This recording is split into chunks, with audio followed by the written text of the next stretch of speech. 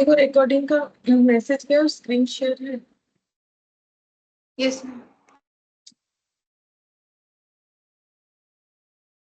सो देखो हम लोग जो है मेजर्स ऑफ सेंट्रल टेंडेंसी पढ़ रहे थे, जिसपे हम लोगों ने मोड तक जो है किया था। ठीक है, मोड का प्रॉपर्टीज ये हमारा लास्ट जो है कंप्लीट हुआ था यहाँ तक। ठीक है, ये जो क्वेश्चन है 24.5। अच्छा, अब नेक्स्ट हम लोग मीन मीडियन मोड तो हो गया। अब हम लोग पढ़ेंगे कि मीन मीडियन मोड के अंदर जो रिलेशन है उसे हम लोग कैसे डिफाइन करते हैं। तो लिखो empirical, EMPRICA,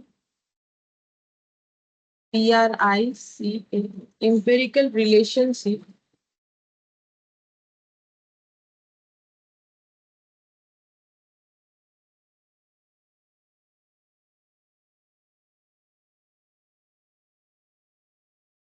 between mean, median and mode। अच्छा, इंपेरिकल रिलेशनशिप का मतलब हो जाता है एक्सपेरिमेंट करके जो देखा गया है। ठीक है, कि ये रिलेशनशिप एस्टेब्लिश होता है। इंपेरिकल का मतलब होता है एक्सपेरिमेंट के साथ जो हम लोग देखते हैं। ठीक है, तो यहाँ पर लिखना है if moderately skewed then mean minus mode equal 3 into mean minus median. ठीक है, अच्छा, अब ये हम समझाते हैं कि इसको मॉडरेटली स्क्यूड क्यों बोला जाता है। ये फॉर्मूला क्या याद करना पड़ेगा? हाँ, ये फॉर्मूला याद करना पड़ेगा। ठीक है, मतलब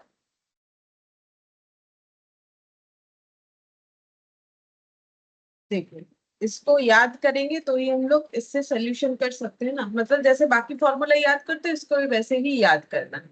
अब बोल रहा है कि मीन मीडियन मोड तीनों में कुछ ऐसा रिलेशन है। अब हम एक चीज बता सकते हैं कैसे याद कर सकते हो। हम मैंने तो ऐसे ही याद किया था, तुम लोग चाहो तो ये फॉलो कर सकते हो, कुछ अपने मन से आता है तो वो फॉलो कर सकते हो। देखो, इधर भी मीन है, इधर भी मीन है, ये चीज कॉमन है ना। ठीक है, तो हम लोग को फॉर्मूले में इधर भी मीन लिखना है, इधर भी मीन लिखना है। मीन लिख दिया, अब बचा क्या? तीन चीज होता है। मतलब अगर हम लोग ऐसे डिसाइड करें, क्योंकि तीनों का रिलेशन बोला है, तो मीन लिख लिया, मीडियन और मोड बाकी है। तो एक साइड में मोड का लिखना है, एक साइड में मीडियन का लिखना है। अब जरूरी नहीं कि इधर ही मोड लिखना है, इधर भी मीडियन लिख सकते हो। ठीक है, मतलब ये पूरा डेटा इधर भी तो लिख सकते हैं हम लोग, तो वो कहना चाह रहे हैं। मतलब basically mean minus mode, mean minus median, ये दोनों साइड होगा, लेकिन जिधर मीडियन है उधर 3 मल्टीप्लाई होगा। ऐसे करके याद रख सकते हो। मैंने ऐसे करके याद रखा था तो याद हो गया। का मतलब ऐसे करके एग्जाम टाइम में भी आसानी से याद हो जाता है, या फिर तुम लोग के दिमाग में कोई और ट्रिक आता है तो उससे भी तुम लोग याद कर सकते हो। ठीक है, लेकिन याद करना पड़ेगा। तो ये तीनों में रिलेशन ऐसा है। अच्छा, अब ये मॉडरेटली स्क्यूड का मतलब क्या होता है? देखो, मॉडरेट का मतलब क्या होता है? ना ज्यादा ना कम। ठीक है, मॉडरेट का मतलब होता है ना एक्सट्रीम, मतलब किधर भी एक्सट्रीम नहीं। ठीक है, ना बहुत अच्छा ना बहुत खराब, मॉडरेट इसको बोलते हैं ना, एवरेज। ठीक है, तो ये सभी तो हमें एवरेज वैल्यूज ही तो देता है। अगर फर्स्ट क्लास तुम लोग को याद है तो डेटा का जो टेंडेंसी है वो सेंटर के तरफ क्लस्टर्ड होता है। ठीक है, तो ये सेंटर ही तो मॉडरेट जगह हो गया ना। तो इसको बोलते हैं, इसीलिए इसको बोलते हैं मॉडरेट। ठीक है, ये मॉडरेट जो है मतलब मॉडरेटली स्क्यूड अगर होता है तो ये रिलेशन होता है। तो मॉडरेट का मतलब मैंने बता दिया। ठीक है, नॉर्मल जो इंग्लिश होता है। और स्क्यूड का मतलब क्या होता है? देखो, स्टैटिस्टिक्स में स्क्यूड का मतलब जैसे एक ड्रॉ करके हम समझाते हैं। जैसे मान लो यहाँ पर ऐसे एक स्ट्रेट लाइन लगा है। ठीक है, अब इस पे जो ड्रॉ बन रहा है वो मान लो कुछ ऐसा बन रहा है। फ्री हैंड्स में तो उतना अच्छा होगा नहीं, फिर भी हम कोशिश कर रहे हैं। ठीक है, कि समझा पाए। ठीक है, ये देखो, ये जो मैंने ड्रॉ किया ना, इसमें इसको बोलते हैं मॉडरेटली स्क्यूड। इसके बीच से एक लाइन लगा देते हैं, इसको बोलते हैं मॉडरेटली स्क्यूड। ठीक है, इसको बोलेंगे मॉडरेटली स्क्यूड। क्यों? स्क्यूनेस क्या है पता है? स्क्यूनेस का मतलब ये जो साइड में तो टेल देख रहे हो, उसको टेल ही बोला जाता है। टेल मतलब जो पूंछ बोलते हैं। ठीक है, मैंने जेटाके लेज बोले।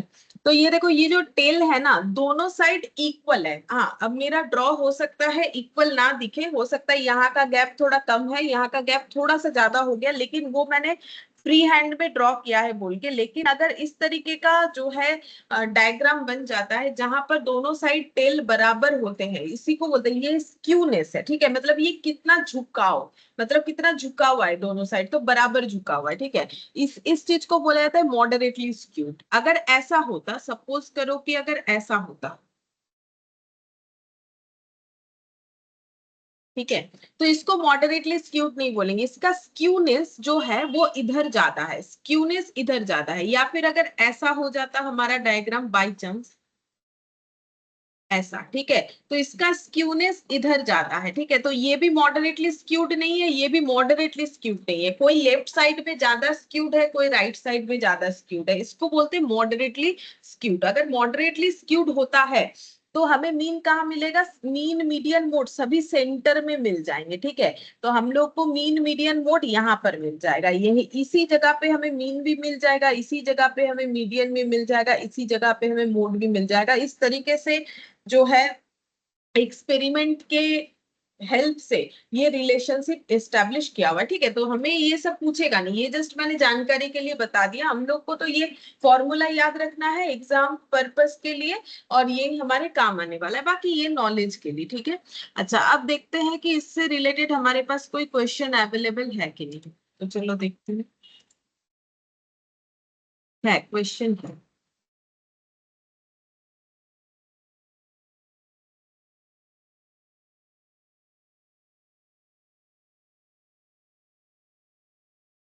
ये सब तो हम लोगों ने कर लिया था लास्ट क्लास में,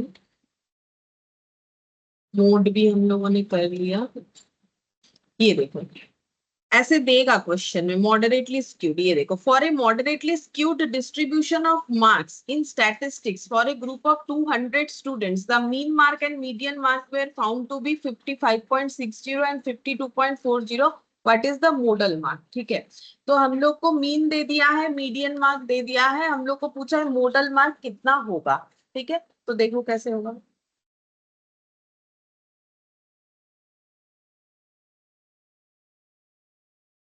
तो जैसे ही बोला ना कि moderately skewed distribution of marks, मतलब हमें वही फॉर्मूला यूज करना है जो अभी अभी सीखा। तो फॉर्मूला कैसे याद रखोगे, देखो मैंने अभी सिखाया, ऐसे याद रख सकते हो।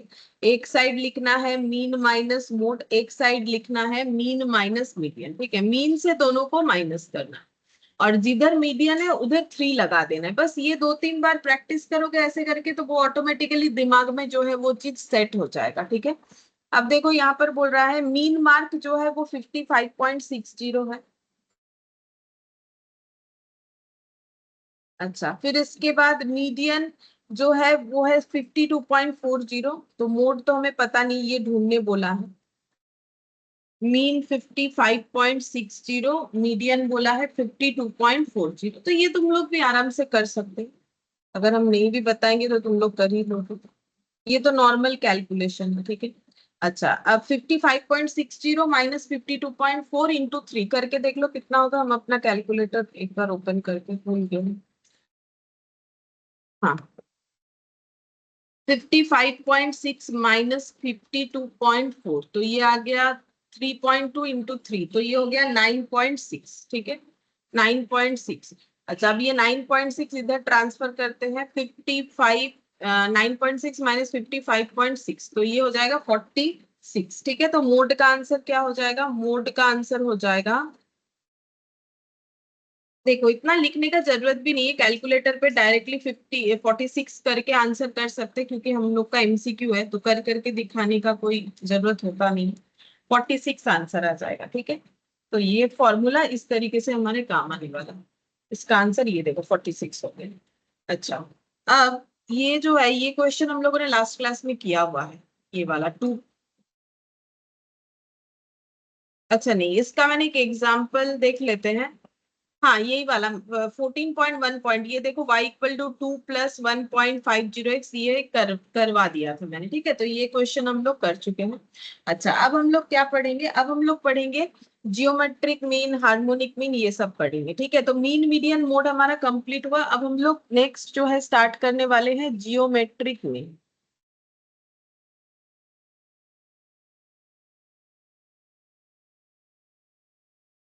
ठीक है। जियोमेट्रिक मीन में देखते हैं क्या होता है, बोला है देखो, for a given set of positive observations, n positive observation, the geometric mean is defined as the nth root of the product of the observation।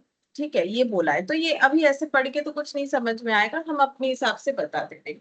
जब हमें जियोमेट्रिक मीन कैलकुलेट करना है तो हमें क्या क्या स्टेप्स फॉलो करने पड़ेंगे। तो पहला स्टेप 1 यहाँ पर लिखेंगे, product of observation.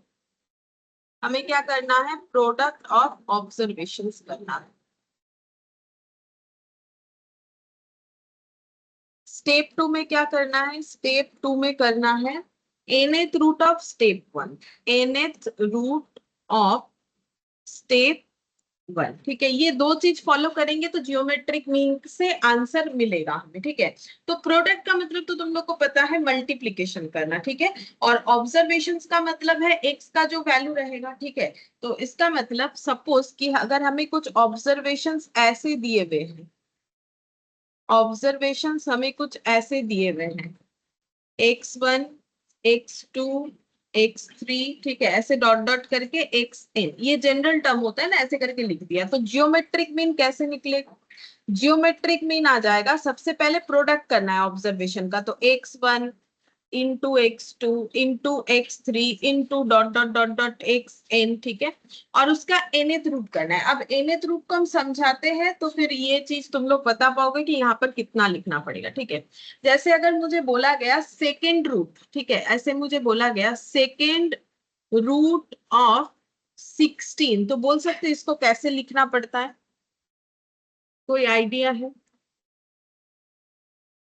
Second root of 16 को कैसे लिखना पड़ता है? 2√4। 2√4 नहीं, 2√16 होगा।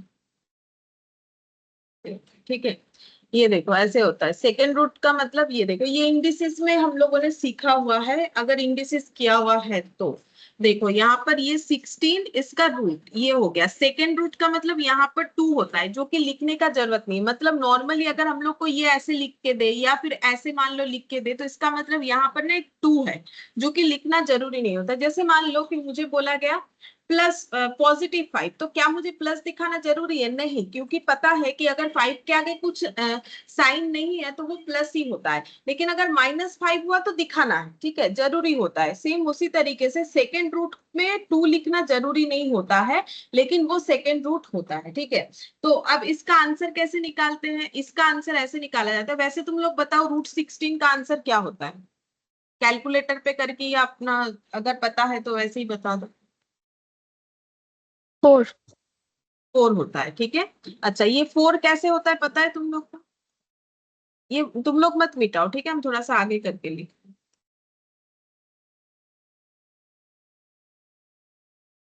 देखो इंडिसिस में तो मैंने बताया था। ठीक है, अगर इंडिसिस किया है मेरे पास, ये देखो ऐसे होता है। ये होता है 16⁻1/2। अच्छा, इसका फॉर्मूला क्या है हम बता देते हैं। अगर ऐसा है nth रूट ऑफ m है तो m⁻1/n हो जाएगा। ठीक है, इस बात का याद रखो। ठीक है, ये 16 जैसा है वैसा रहेगा 2⁻1/2।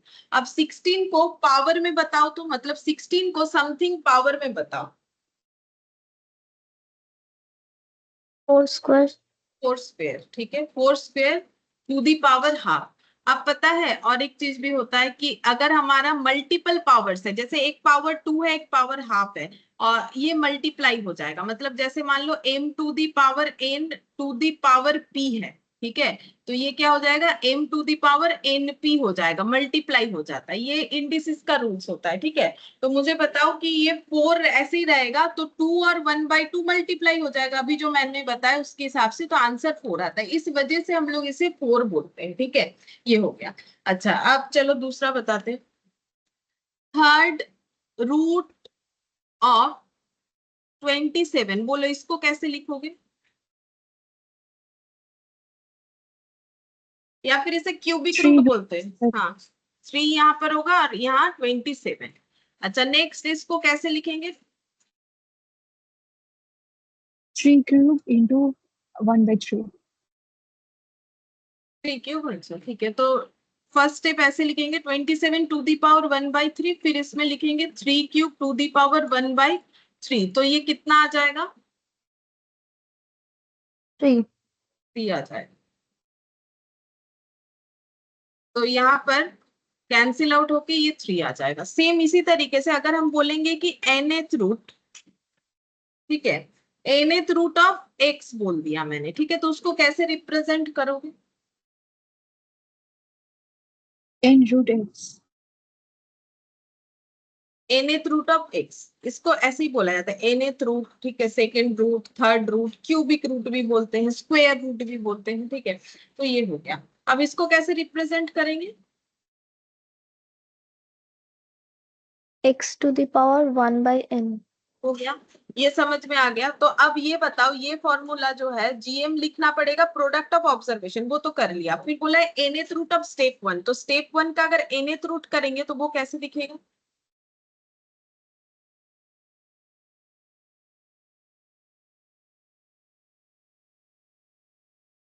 ये तो स्टेप 1 है, ये स्टेप 1 है, ठीक है। स्टेप 2 में मुझे करना है nth रूट ऑफ स्टेप 1, वो कैसे दिखेगा?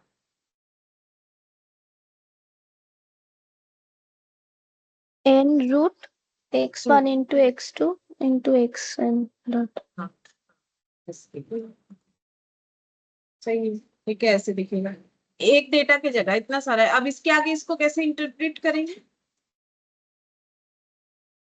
x1 into x2 into xn to the power 1 by n.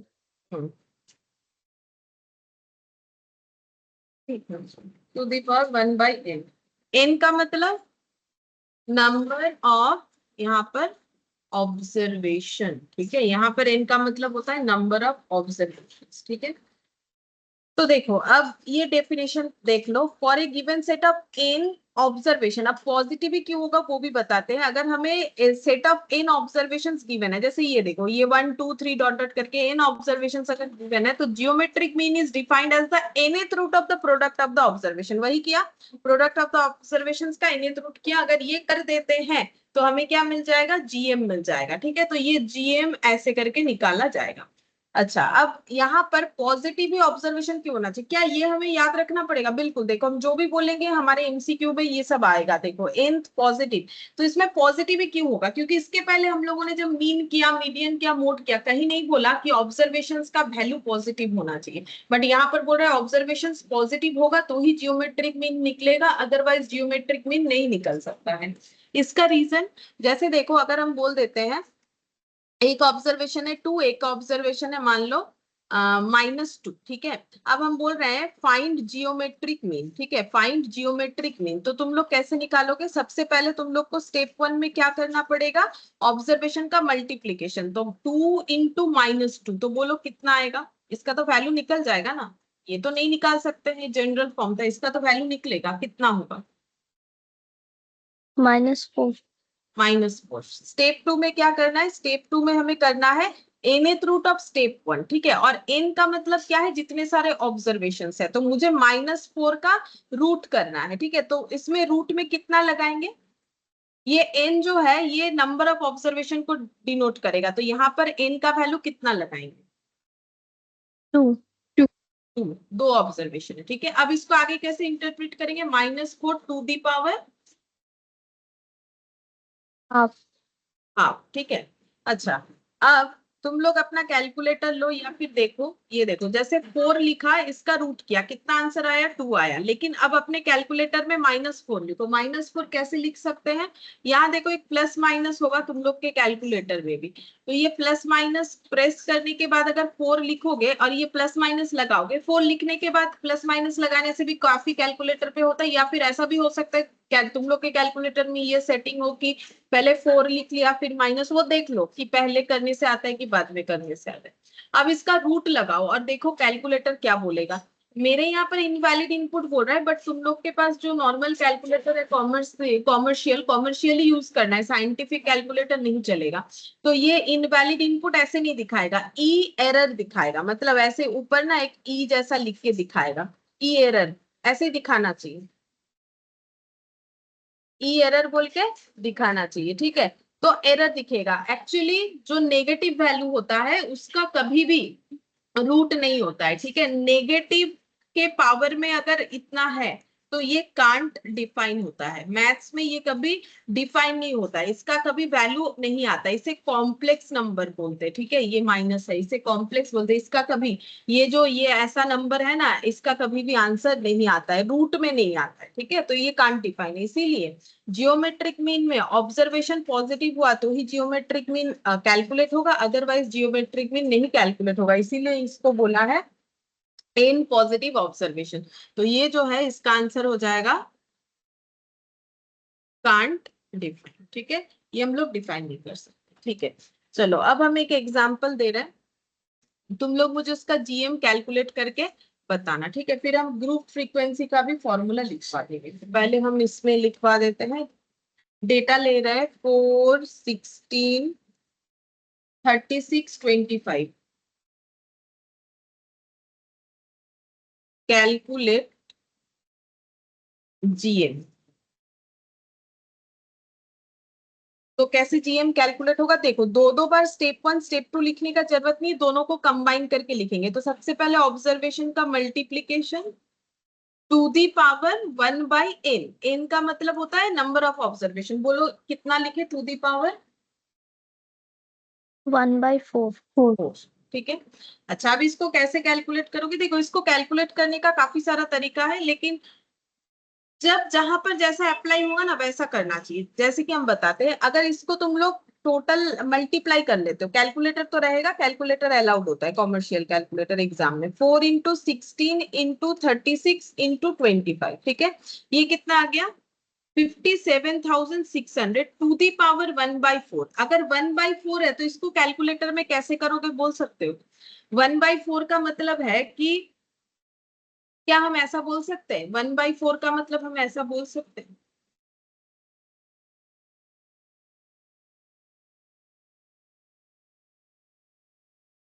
बोलो क्या ऐसा बोल सकते हैं। Yes. ऐसा बोल सकते हैं, आराम से बोल सकते हैं। देखो क्योंकि तुम लोगों को पता है ऐसा a to the power m into a to the power n होने से a to the power m plus n होता है। देखो क्यों, देखो 2 to the power 2 into 2 to the power 3, इसका आंसर क्या होगा, 2 इंटू 2 करके 4 कर दोगे, 2 का 3 टाइम्स मल्टीप्लीकेशन 8, ये 32 हो जाएगा।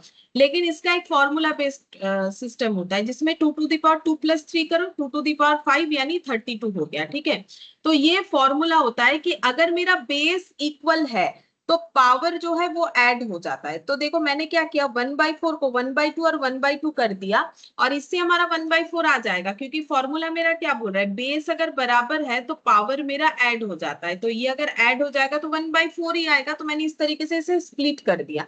अब ऐसे करने से बेनिफिट क्या है, देखो कैलकुलेटर पे 1/4 तो नहीं कर सकते, लेकिन कैलकुलेटर पे टू दी पावर हाफ तो कर सकते। इसमें से टू दी पावर हाफ कौन सा है बोलो तो, ये देखो ये दिख रहा है, कैलकुलेटर पे यही अवेलेबल होता है, ये वाला स्क्वायर रूट। ठीक है, ये अवेलेबल होता है। तो इसको दो बार करेंगे, ये देखो 57,600 ऐसे कर लिया, कितना आ गया 240, फिर 57,600 और एक बार कर लो तो कितना आएगा देखो। इसको दो बार रूट करना पड़ेगा,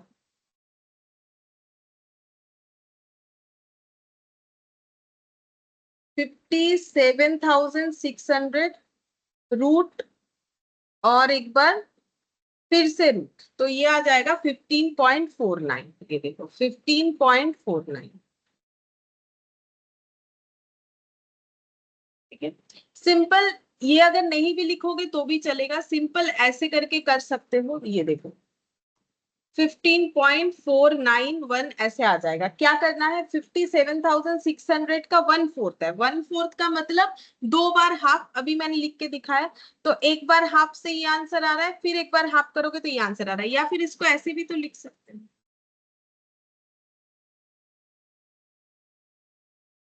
ऐसे अभी जो सीखा है। ठीक है, तो एक बार इसका रूट करेंगे, जो आंसर आएगा फिर से उसका रूट करेंगे। ठीक है, अच्छा वो थोड़ा सा गलत दिखा दिया मैंने, देखो वो गलत हो गया। अगर हम लोग ऐसे कर देते हैं ना, 57,600 to the power half into 57,600 to the power half, तो उससे 1/4 नहीं आएगा। क्यों नहीं आएगा, ये देखो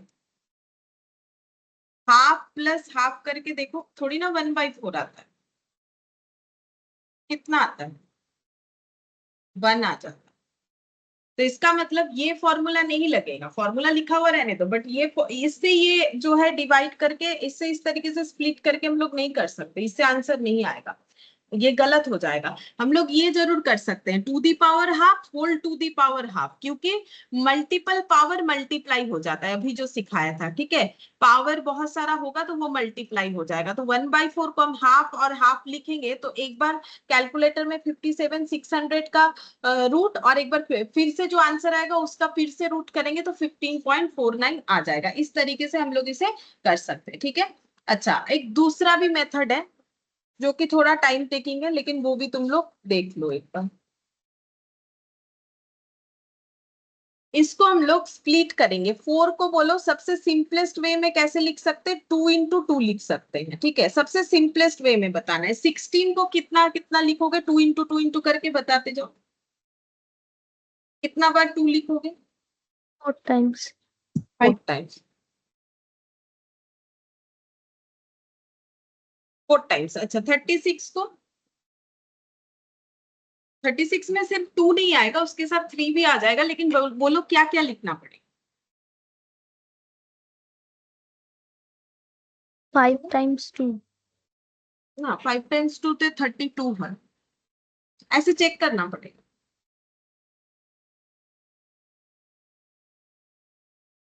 इतना लिखना पड़ेगा, 2 times 2, 2 times 3, ठीक है। अच्छा, 25 को कितना लिखोगे? 5 into 5.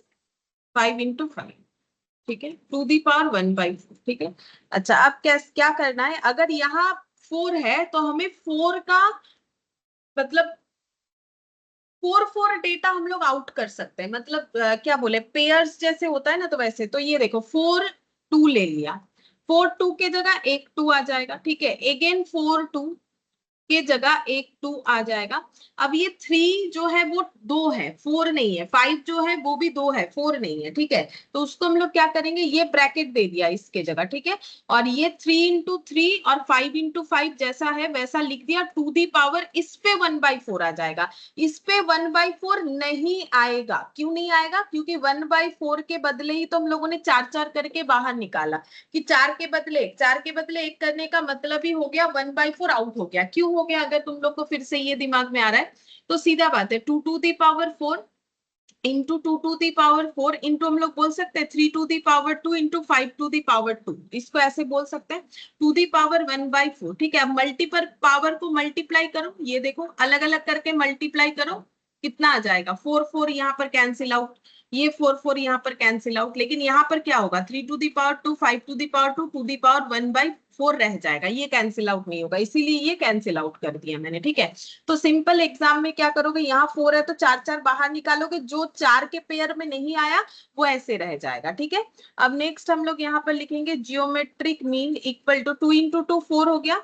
अब ये हो गया 3 का स्क्वायर इंटू 5 का स्क्वायर टू दी पावर 1/4। अच्छा, फिर इसको नेक्स्ट हम लोग यहाँ पर करते हैं, देखो जियोमेट्रिक मीन इक्वल टू हो जाएगा 4 into 3 into 5 का होल स्क्वायर, ठीक है। ये कर ही सकते हैं, जैसे a² b² लिखा हुआ है तो ab का होल स्क्वायर लिखते हैं, वैसे ही लिखा है यहाँ पर, ठीक है, 1/4। अभी बताया मल्टीपल पावर मल्टीप्लाई होता है, ठीक है। तो मल्टीपल पावर को मल्टीप्लाई करो, 3 into 5 15 15 to the power 2 into 1/4, ठीक है। तो ये कितना हो जाएगा, 4 into 15 टू दी पावर 1/2 हो जाएगा। तो 4 into 15 टू दी पावर 1/2 का मतलब क्या, √15, या 15 टू दी पावर 1/2 लिख के भी रख सकते हो, ठीक है। √15, अब √15 कैलकुलेटर खुद हमें बताएगा कितना है, इतना इंटू 4, ये देखो 15 पॉइंट, ये हो गया ऐसे 15.49, ठीक है। लेकिन ये काफी टाइम टेकिंग है, इससे अच्छा तो ये है कि अगर मल्टीप्लाई करके, लेकिन देखो कैलकुलेटर तभी सपोर्ट करेगा अगर 1/4 इस तरीके का कोई है, जैसे 1/5 है तो कैलकुलेटर पे तो नहीं निकाल सकते। कैलकुलेटर सिर्फ 1/2 1/4 मतलब 2 के मल्टीपल में सपोर्ट कर सकता है, बाकी कुछ भी नहीं सपोर्ट करेगा, तब यही वाला लॉजिक से चलना पड़ेगा, ठीक है। तो देखते हैं अगर ये समझ में आया है कि कैलकुलेशन कैसे होगा, तो फिर इस पे हम एक क्वेश्चन देते हैं। चलो देखते हैं क्या क्वेश्चन है। ये वाला जियोमेट्रिक मीन ऑफ 3 6 12 14.1.13, ठीक है। जीएम निकालना है फॉर द ऑब्जर्वेशंस 3 6 12। तो तुम लोग बताओ 3 6 12 ऑब्जर्वेशन से जीएम कितना होगा।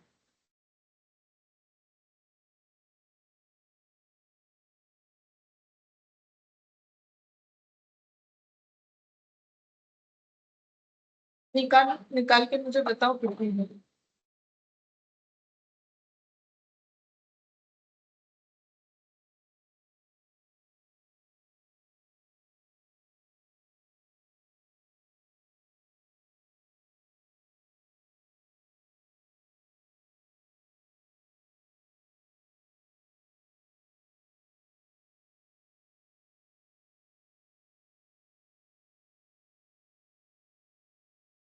मैम 6। 6। एक सेकंड। तो बोलो कितना, 7 और 6 अलग अलग आया है आंसर 7। अच्छा एक एक जन बोलो, बोलो देवश्री तो কত এসছে তোমার? 6। আচ্ছা আর অন্বেষা বলো কত এসছে? 6। अच्छा 6 एसছে, ठीक है। अच्छा देखो तो कैसे हो जाएगा। 3 × 6 × 12 टू दी पावर कितना लिखा है तुम लोगों ने, 1/3 लिखा होगा, ठीक है। 3 को 3 लिखेंगे, तुम लोग चाहो तो देखो ये वाला कैलकुलेटर पे नहीं निकलेगा, ठीक है, 1/3 है तो फिर पूरा लिखना पड़ेगा। 6 को 3 × 2 लिखेंगे, 12 को 2 × 3, ठीक है, टू दी पावर 1/3। अब 3 3 का पेयर निकलेगा, तो ये 3 3 के जगह 1 3, ये 3 2 के जगह 1 2 हो गया। अब 1/3 तो लिखने का जरूरत है नहीं, क्योंकि जब मेरा 3 3 में निकल ही गया तो ये 6 आ गया। हाँ ठीक है, तो समझ गए, ऐसे ही करना, सही किया। अच्छा अब ठीक है, अब ग्रुप फ्रीक्वेंसी में कैसे निकलेगा ये देखो। मतलब ये तो हम लोगों ने डिस्क्रीट वेरिएबल के लिए कर लिया ना, अगर ग्रुप फ्रीक्वेंसी होता है तब फॉर्मूला कैसा हो। ग्रुप फ्रीक्वेंसी, ग्रुप फ्रीक्वेंसी में हमारा जीएम कुछ इस तरीके से कैलकुलेट करना पड़ेगा।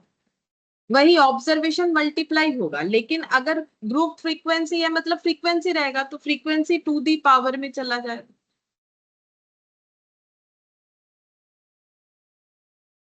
1/, तब फ्रीक्वेंसी का टोटल होगा, क्योंकि नंबर ऑफ ऑब्जर्वेशन तब फ्रीक्वेंसी से पता चलेगा ना। तो एक एग्जांपल से समझा देते हैं कैसे करके करना पड़ेगा। हमें मान लो ऑब्जर्वेशंस दिया हुआ है एक्स, जिसका वैल्यू है 2 4 8 और 16, और हम लोग को एक फ्रीक्वेंसी दे दिया है जो है 2 3 3 और 2, ठीक है। अब बोला है कि फाइंड जीएम, तो हम लोग कैसे निकालेंगे। तो जीएम इक्वल टू हो जाएगा, ऑब्जर्वेशन का मल्टीप्लाई होता है तो 2 तो 2 टाइम्स मल्टीप्लाई होगा, तो 2 2 टाइम्स मल्टीप्लाई होने से कैसे लिख सकते हैं, 4 3 टाइम्स होगा, 8 3 टाइम्स होगा, 16 2 टाइम्स होगा। इसका मतलब तो यही होता है ना कि ये 2 ऑब्जर्वेशन 2 बार ऑकर करेगा, ये 4 3 टाइम्स, ये 8 3 टाइम्स, ये 16 2 टाइम्स। तो उसको कैसे लिखना चाहिए, नॉर्मल सोचो, वही फॉर्मूला बना हुआ है। 2 को मुझे 2 बार लिखना है तो 2 × 2, क्या हम इसे 2 स्क्वायर लिख सकते हैं, बिल्कुल लिख सकते हैं। 4 को मुझे 3 बार लिखना है तो 4 4 4, क्या हम इसे 4 क्यूब लिख सकते हैं, बिल्कुल लिख सकते हैं, ठीक है। तो वही चलेगा। तो यहाँ पर हमें करना क्या है, बोला है कि जो भी ऑब्जर्वेशन है उस पर फ्रीक्वेंसी का पावर लगा देना चाहिए, तो इसीलिए लॉजिक है क्यों बोला है फ्रीक्वेंसी का पावर, तो क्या होगा 2 × 2, फिर आगे का बोलो क्या होगा। 4 क्यूब हाँ फिर into 8 क्यूब फिर into 16 स्क्वायर। अच्छा अब ऊपर होता है to the power 1/, number of observations. तो कितने सारे ऑब्जर्वेशन, अगर बोलोगे कि 1 2 3 4 है, तब तो पूरा इतना पढ़ना ही हमारा बेकार हो जाएगा। ऑब्जर्वेशन तो 4 है नहीं, कितने सारे ऑब्जर्वेशन, 2 तो 2 बार है, 4 3 बार है, कितने सारे ऑब्जर्वेशन है, वो कहाँ से मिलता है। 10 10 फ्रीक्वेंसी का टोटल करके पूछ रहा है, ठीक है, ये 10, तो यहाँ पर 10 आ जाएगा। अब सिंपल जैसे हम लोग आगे कैलकुलेशन कर रहे थे वैसे ही करेंगे, ठीक है। अच्छा, अब इसको तुम लोग कैसे सॉल्व करना चाहते हो वैसे कर सकते हो, ठीक है, जैसा करना चाहो वैसे कर सकते हो। तो इसको देखो सिंप्लीफाई करके भी कर सकते हो, क्योंकि 1/10 है, कैलकुलेटर तो सपोर्ट करेगा नहीं, तो 2 × 2 लिख दिया। 4³ को क्या हम लोग ऐसे लिख सकते हैं? अच्छा, इसको और एक तरीके से भी किया जा सकता है, हम सोच रहे हैं कि कितना आसानी से इसको हम लोग कर ले, ठीक है। किया तो बहुत अलग अलग तरीके से जा सकता है। 4 को 2 के पावर में बताओ, तो सबसे सिंपलेस्ट तो वही होता है, 4 को 2 के पावर में रिप्रेजेंट करो। 2 square. हाँ, 2² टू दी पावर कितना लिखेंगे? 3. 3। 8 को भी 2 के पावर में रिप्रेजेंट करो, क्योंकि किया जा सकता है तो हम करने बोल रहे हैं। 2 cube. हाँ, टू दी पावर 3, और 16 को भी 2 के पावर में रिप्रेजेंट किया जा सकता है, तो बोलो कितना होगा? 2 to the power 4. To the power 2, ये भी लिखना पड़ेगा 1/10। अब नेक्स्ट बोलो इसको क्या लिखे, ये 2 के पावर में ही रखना चाहते, 2 टू दी पावर 2, इसको क्या लिखेंगे? 2 टू दी पावर, अभी सिखाया 6. था। हाँ, मल्टीपल पावर मल्टीप्लाई होता है, इसको क्या लिखेंगे? 2 to the power 9। 9. 2 to the power 8. 8, 1/10। और अभी थोड़ी देर पहले और एक चीज सिखाया कि अगर हमारा बेस बराबर है तो पावर सारे ऐड हो जाते हैं, ये देख, जो कि तब तो काम आया नहीं, जो भी हो। तो बोलो यहाँ पर क्या करेंगे? 2 टू दी पावर कितना लीजिए? 25. 25 आएगा, मतलब ऐड हो जाएगा।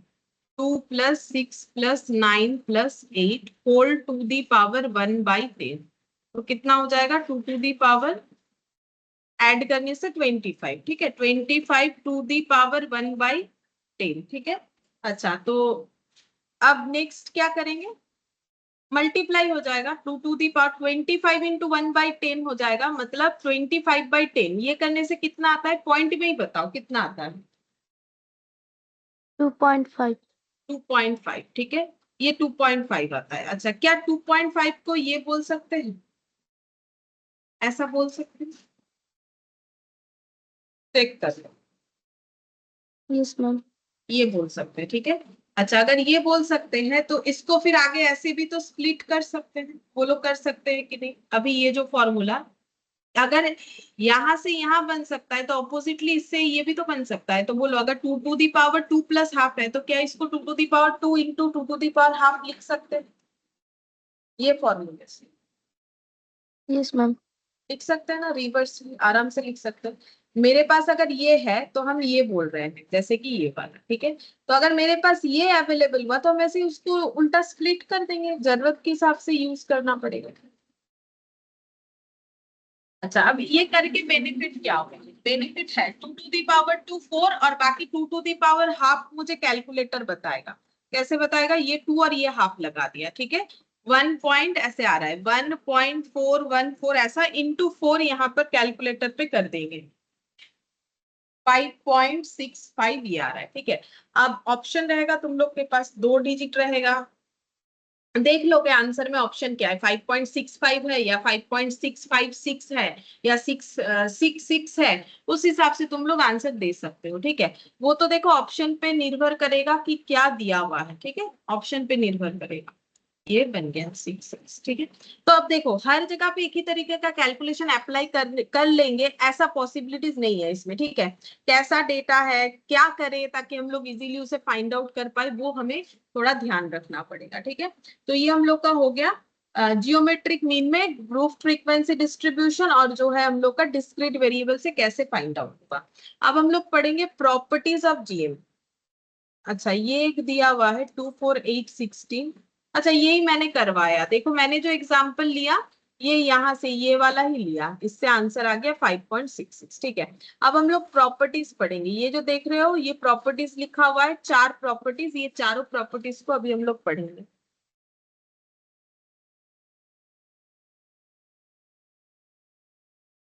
Properties of geometric mean. तो फर्स्ट प्रॉपर्टी यहाँ पे लिखा हुआ है, हम लिखवा नहीं रहे, हम समझा देंगे। फर्स्ट प्रॉपर्टी बोला है लॉगरिथम ऑफ जी, जी मतलब geometric mean for a set of observation is the arithmetic mean of the logarithm of observation that is this one.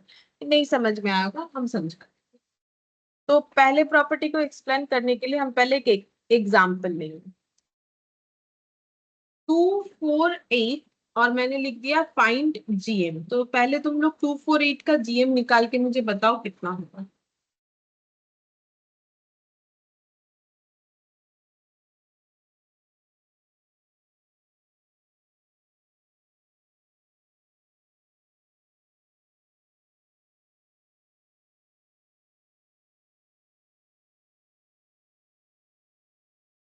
Four. 4 होगा, 4 होगा 1/3।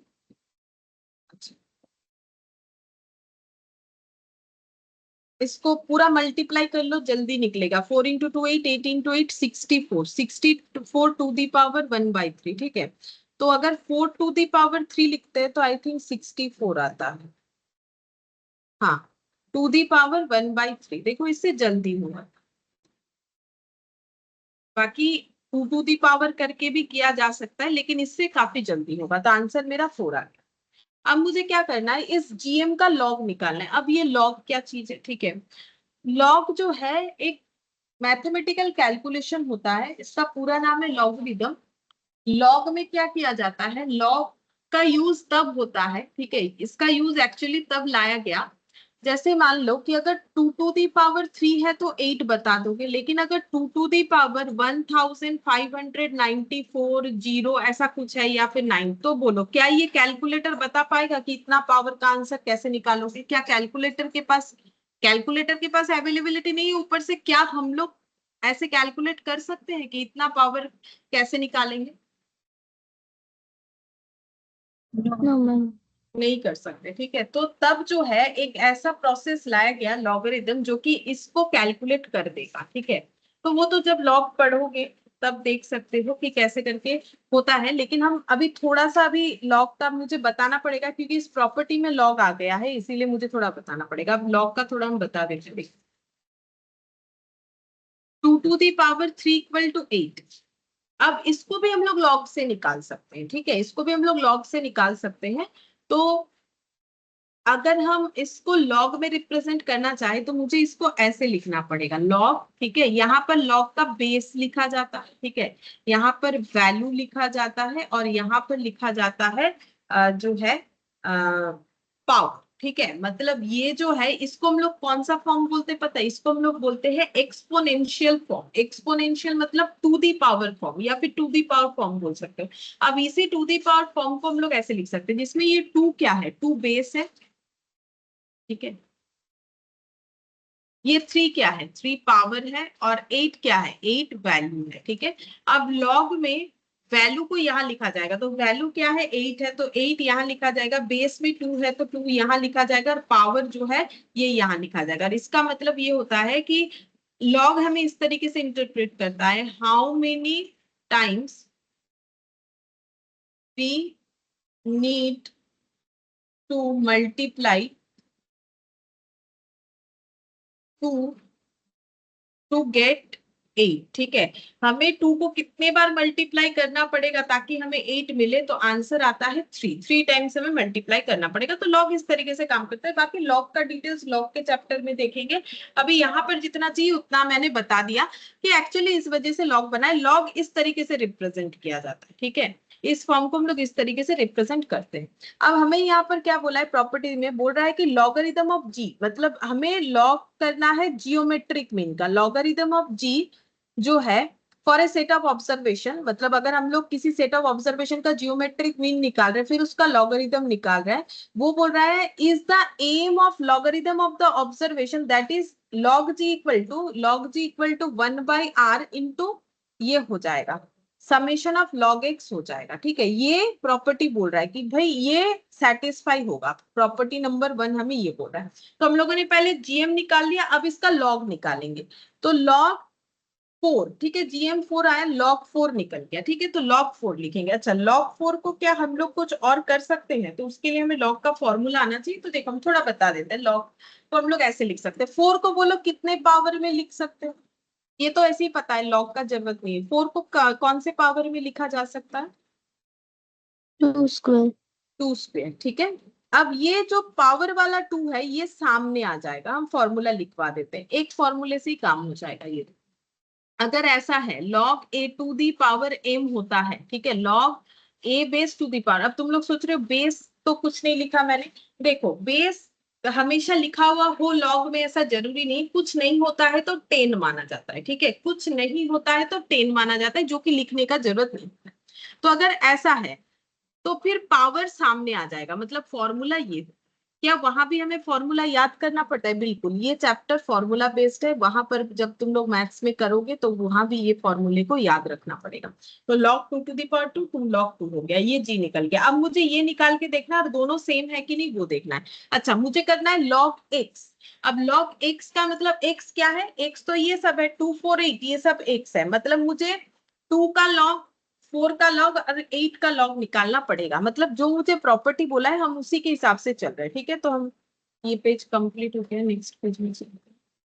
यहाँ पर लिख दिया मैंने x, x में लिखा 2 4 और 8, ठीक है। अब इसका निकालेंगे log x, ठीक है। हम अपने मन से नहीं निकाल रहे, हमें ये वाला बोल रहा है, ठीक है, ये जो हमें प्रॉपर्टी है ये हमें बोल रहा है तो हम कर रहे हैं, ठीक है। तो इसको लिखेंगे log 2, इसको लिखेंगे log 4, इसको लिखेंगे log 8।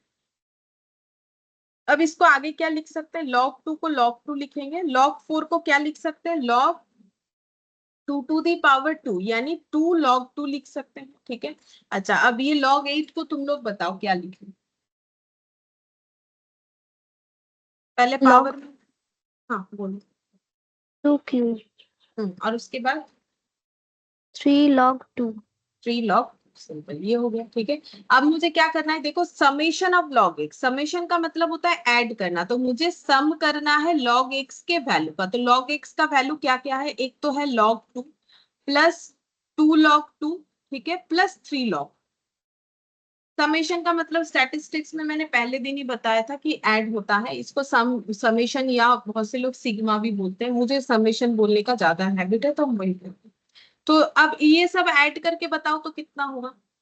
जैसे x है, 2x है, 3x है, सेम उसी तरीके से log 2 है, 2 log 2 है, 3 log 2 है, मतलब log 2 ही है, लेकिन कोई 2 बार है, कोई 3 बार है, कोई 1 बार है, तो टोटल करने से कितना log 2 होगा? सिंपल 6 जैसे log ऐड, 2।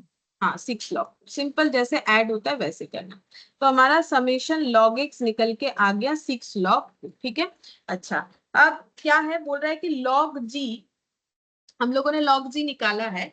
और ये एक बार पढ़ के देखो, ठीक है, ये r पे मत जाओ, एक बार पढ़ के देखो। Logarithm of g for a set of observation, ये इक्वल होगा, is the AM of the logarithm of the observation. अगर ऑब्जर्वेशंस का लॉगरिथम निकालते हैं और उसका एरिथमेटिक मीन निकालते हैं, तो एरिथमेटिक मीन कैसे निकलता है? एरिथमेटिक मीन तो ऐसे निकलता है, summation of x by n, discrete variable का। तो यहाँ पर हमें अरिथमेटिक मीन किसका निकालने बोला है? AM of the logarithm of the observation, observations का लॉग का अरिथमेटिक मीन निकालने बोला है। तो ऑब्जर्वेशंस का लॉग का अरिथमेटिक मीन यानी summation of log x divided by number of observations. कितने सारे ऑब्जर्वेशंस है? 3 है, ठीक है। तो समेशन ऑफ लॉग एक्स कितना हो गया? 6 log 2 डिवाइडेड बाय 3 करने से कितना आएगा? 2 log 2। log 2 आएगा, ठीक है, 2 log 2 आ गया। अब बोलो, जो जीएम था वो कितना था? log जीएम था वो कितना था? वो भी कितना आया? 2 log 2। log 2, ठीक है। और ये जो एम आया, ऑब्जर्वेशंस के लॉग का जो अरिथमेटिक मीन आया वो भी 2 log 2 आया। तो इससे ये कंक्लूजन ला सकते हैं हम लोग कि log of GM equal to 1/n of log of x, ठीक है। और ये देखो, ये ऐसे लिखने का तरीका या फिर ये एक ही बात है, इसको ऐसे लिखो 1/n into log x summation log x, या ऐसे लिखो, एक ही बात है, ठीक है। इसमें थोड़ी ना कोई फर्क होता है, मतलब 2 इंटू 1/4 ऐसे लिखो या 2/4 लिखो, क्या फर्क पड़ता है? बात तो बराबर है वैसे, ठीक है, ये देने का तरीका है। तो अब इन्होंने यहाँ पर इसको r लिखा है, ठीक है, मैंने एल लिख दिया, यहाँ आर लिख के भी दिखाया है, तो तुम लोग एन या आर जो ठीक लगे लिख सकते हो, ठीक है। लेकिन मुझे लगता है एन लिखना ज्यादा बेटर है, क्योंकि याद रखने में ज्यादा आसानी होगा। ये number of observation, basically property, पहला प्रॉपर्टी हमें क्या बोल रहा है, अगर हमें कोई सेट ऑफ ऑब्जर्वेशन दिया हुआ है, उसका हम लोग जीएम निकाल के फिर उसका लॉग निकालते हैं, और सारे ऑब्जर्वेशंस का इंडिविजुअली लॉग निकाल के उसका एरिथमेटिक मीन निकालते हैं, तो दोनों सेम होगा, दोनों बराबर होगा, दोनों बराबर होगा, ये बोला है, ठीक है। तो प्रॉपर्टी क्या बोला कि अगर हमें कोई सेट ऑफ ऑब्जर्वेशंस दिया हुआ है, उसका जीएम निकाल के अगर लॉग निकालते हैं, तो जो आंसर आएगा, हर एक ऑब्जर्वेशंस का सेपरेट लॉग वैल्यू निकाल के अगर उसका एरिथमेटिक मीन निकालते हैं, तो जो आंसर आएगा वो दोनों सेम होगा। ये हो गया हम लोग का फर्स्ट प्रॉपर्टी, ठीक है। आई होप की समझ में आ गया होगा। और प्रॉपर्टी समझना बहुत जरूरी है, क्योंकि ये एमसीक्यू चैप्टर में तुम लोग को कोई कैलकुलेटिव क्वेश्चन बहुत ही कम दिया जाएगा। इस तरीके का जो मतलब प्रॉपर्टीज रिलेटेड क्वेश्चन है, ये ज्यादा मिलेगा। अगर प्रॉपर्टी नहीं समझ में आएगा तो फिर स्टैटिस्टिक्स का क्वेश्चन करने में मुश्किल होगा, ठीक है। प्रॉपर्टी करना पड़ेगा, समझ में तो आना चाहिए, ठीक है। हम लोग काफी धीरे और डिटेल्स में ही कर रहे हैं। फिर बोल रहा है if all the observation assumed by variable are constant से k greater than 0 then the GM of the observation is also k। समझाते हैं इसका मतलब क्या है। मान लो हम यहाँ पर कुछ ऑब्जर्वेशन ले लेते हैं 9999, ठीक। कैलकुलेट जीएम, बोलो कितना।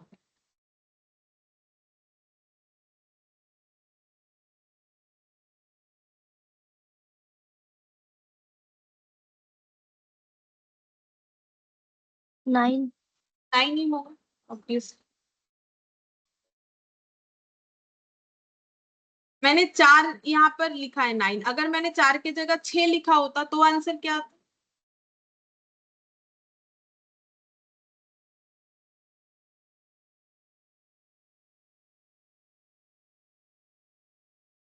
6। 6। আমি বলছি 4টে 9-এর বদলে যদি 6টা 9 লিখতাম তাহলে জিএম কত?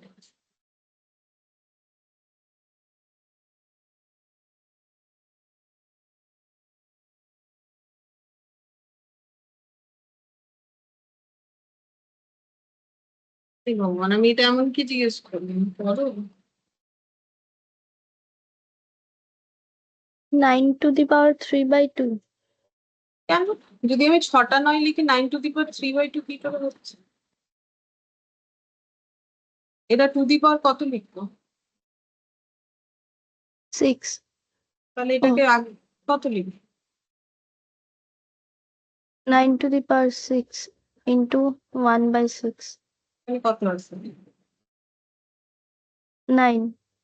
যাই করে নি 9 ही আসবে, कुछ भी कर ले। अगर मैंने 6 लिखा तो भी, और ऐसे भी देखो ना, 6 9 के बदले 1 9, वो भी तो हो सकता है। ऐसे करके करो या ऐसे करके करो। अगर हम 3 बार 9 लिखेंगे तो कितना आएगा? अगर हम 3 टाइम्स 9 लिखते हैं तो फिर जीएम कितना आएगा? 9। हमेशा 9 ही आएगा, ठीक है।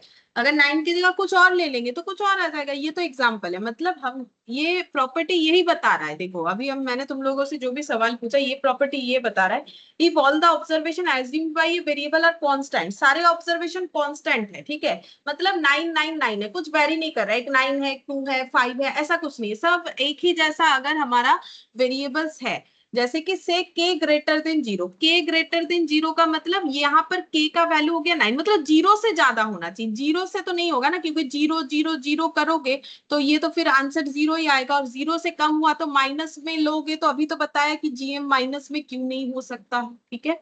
तो वही हम बता रहे हैं कि k ग्रेटर देन 0 होना चाहिए, मतलब 0 से ज्यादा कोई भी वैल्यू ले लो, और जो भी वैल्यू लोगे वो अगर कांस्टेंट है, चाहे कितने बार भी लो। मैंने यहाँ पर 4 टाइम्स लिया, तुम लोग 1000 टाइम्स ले लो तो भी आंसर वही आएगा जो कांस्टेंट है। Then the GM of the observation is also K, तो जीएम का आंसर आल्सो क्या हो जाएगा? के, मतलब जो कांस्टेंट वैल्यू हम लोगों ने लिया हुआ है वो आ जाएगा, ठीक है। जो कांस्टेंट वैल्यू हम लोगों ने लिया हुआ है वो आएगा। ये समझ में आ गया प्रॉपर्टी? बोलो, ये मेरा बात समझ में आ गया तुम लोगों को?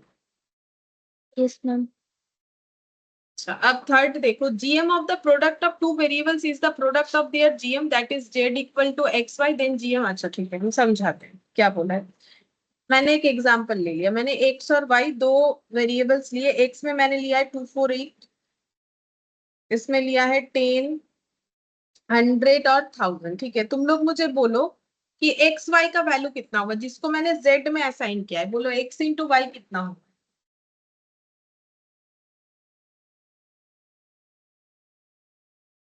2 into 10 plus 4 into 100 plus 8 into 1000. अभी हमें प्लस नहीं करना है, अभी हम लोग सिर्फ इनटू करेंगे फिलहाल। अच्छा, अब हम मुझे निकालना है जीएम ऑफ एक्स। ठीक है, तो जीएम ऑफ एक्स निकाल के मुझे बताओ कितना होगा। मतलब 2 इंटू 4 इंटू 8 टू दी पावर 1/3। बोलो कितना। 64 टू दी पावर 1/3। अब बोलो कितना होगा। 4. 4 होगा, अभी थोड़ी देर पहले ही किया था। अच्छा, अब निकालेंगे जीएम ऑफ वाई। तो 10 into 100 into 1000 to the power 1/3। बोलो कितना होगा।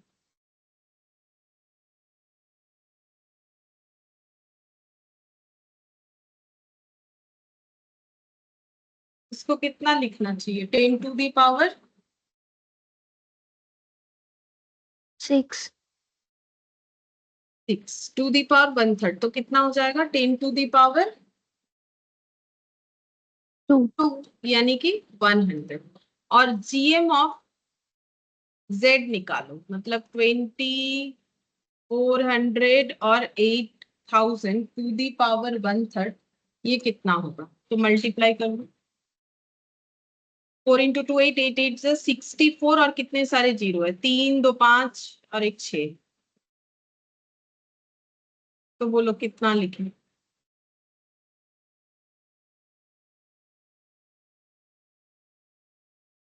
64 मतलब तो 4 का क्यूब, और ये 6 जीरो है तो कितना क्यूब होगा। 40 का क्यूब नहीं होगा।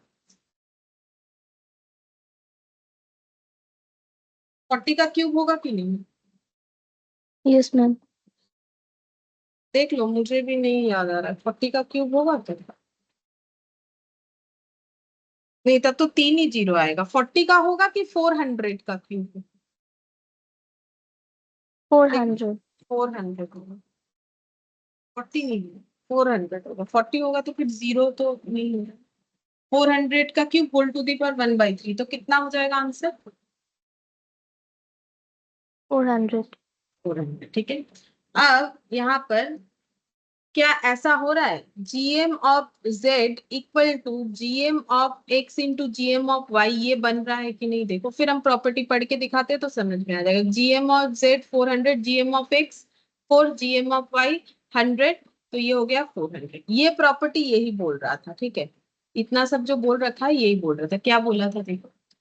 If all the sorry GM of the product of two variable is the product of their GM, that is if Z equal to XY, अगर Z equal to XY होता है तो दो वेरिएबल्स है। सबसे पहला है, बोल रहा है कि टू वेरिएबल्स अगर हम लोग ले रहे हैं और उसका प्रोडक्ट कर रहे हैं, तो टू वेरिएबल्स X और Y लिया और उसका प्रोडक्ट कर दिया, फिर उसका जीएम किया। GM of the product of two variables, GM of the product of two variables मतलब ये। ठीक है, product of two variables Z है, उसका जीएम किया हम लोगों ने, जीएम ऑफ जेड। ठीक है, if Z equal to X Y then GM of Z equal to GM of X into GM of Y होगा, ये बोला है। ठीक है, मतलब सीधा बात है, अगर हम लोग दो वेरिएबल्स ले रहे हैं और उसका फिर प्रोडक्ट कर रहे हैं, फिर इंडिविजुअली सबका जीएम अगर निकाले तो जीएम जैसे प्रोडक्ट का आंसर जो आएगा, और इंडिविजुअली जब वेरिएबल्स का जीएम करेंगे फिर प्रोडक्ट करेंगे, मतलब जीएम ऑफ एक्स जैसे ये मल्टीप्लाई किया, सेम तरीके से अगर इस पे जीएम और इस पे जीएम लगा के मल्टीप्लाई करेंगे तो बोल रहा है दोनों सेम आना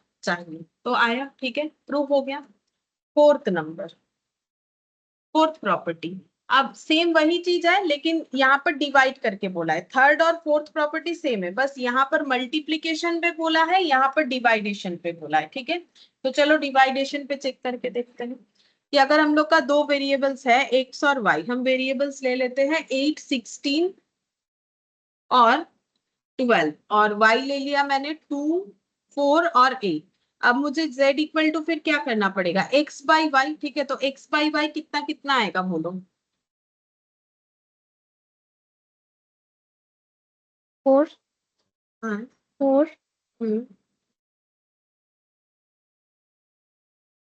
अच्छा ये 32 लिख लो, तब सही रहे, पॉइंट नहीं आएगा। 4। ठीक है। अच्छा अब क्या करना है, इंडिविजुअली जीएम निकालना है, GM of X, GM of Y और जीएम ऑफ जेड, ये इंडिविजुअली निकालना पड़ेगा। तो निकालो 8, 16 और 32 का मल्टीप्लाई कर लो ना, 8, 16, 32 कितना आता है? 4096। 4096 कितने का क्यूब है बोल सकते हो?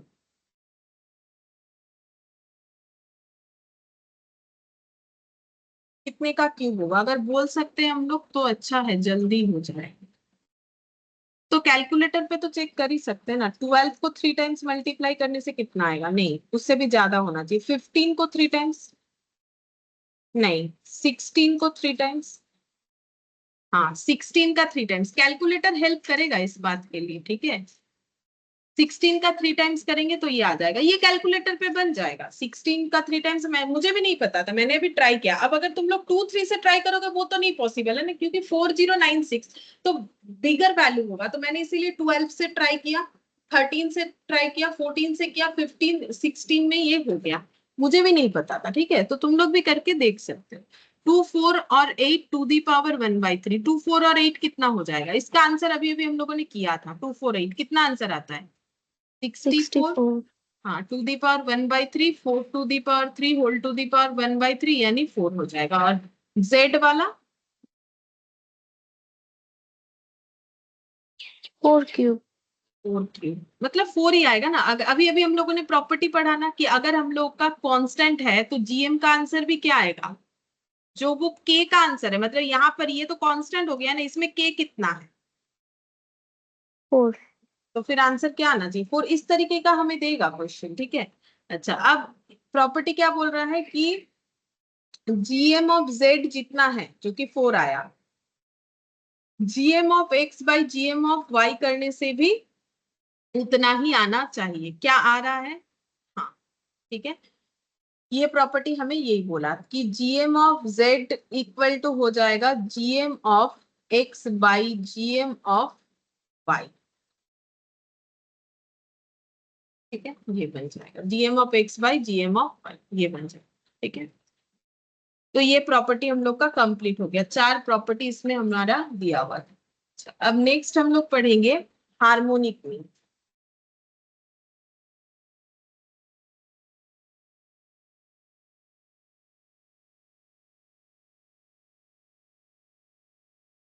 हार्मोनिक मीन में कैसे करना पड़ेगा, इसका डेफिनेशन पढ़ो। For a given set of non zero, यहाँ पर इंपॉर्टेंट बात है कि ऑब्जर्वेशंस जीरो नहीं होना चाहिए। जैसे जीएम में इंपॉर्टेंट था कि ऑब्जर्वेशन जो है नेगेटिव नहीं होना चाहिए, यहाँ पर नॉन जीरो होना चाहिए, मतलब जीरो ऑब्जर्वेशंस कभी नहीं होना चाहिए। क्यों नहीं होना चाहिए देखा बोलेंगे।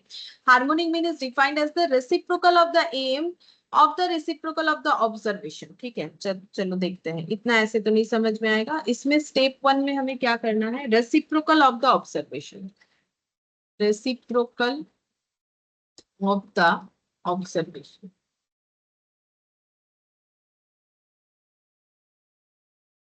Step 2, AM of the step 1।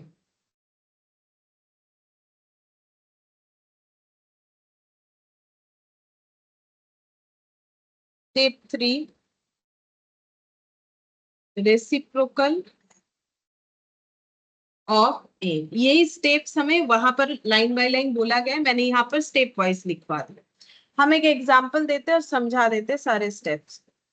जैसे मैंने लिख लिया 5, 8 और 12, ये 3 ऑब्जर्वेशन ले लिया। सबसे पहले रेसिप्रोकल करना है ऑब्जर्वेशंस का। तो मुझे बोलो कि रेसिप्रोकल कितना कितना होगा, तीनों ऑब्जर्वेशंस का रेसिप्रोकल बताओ कितना कितना।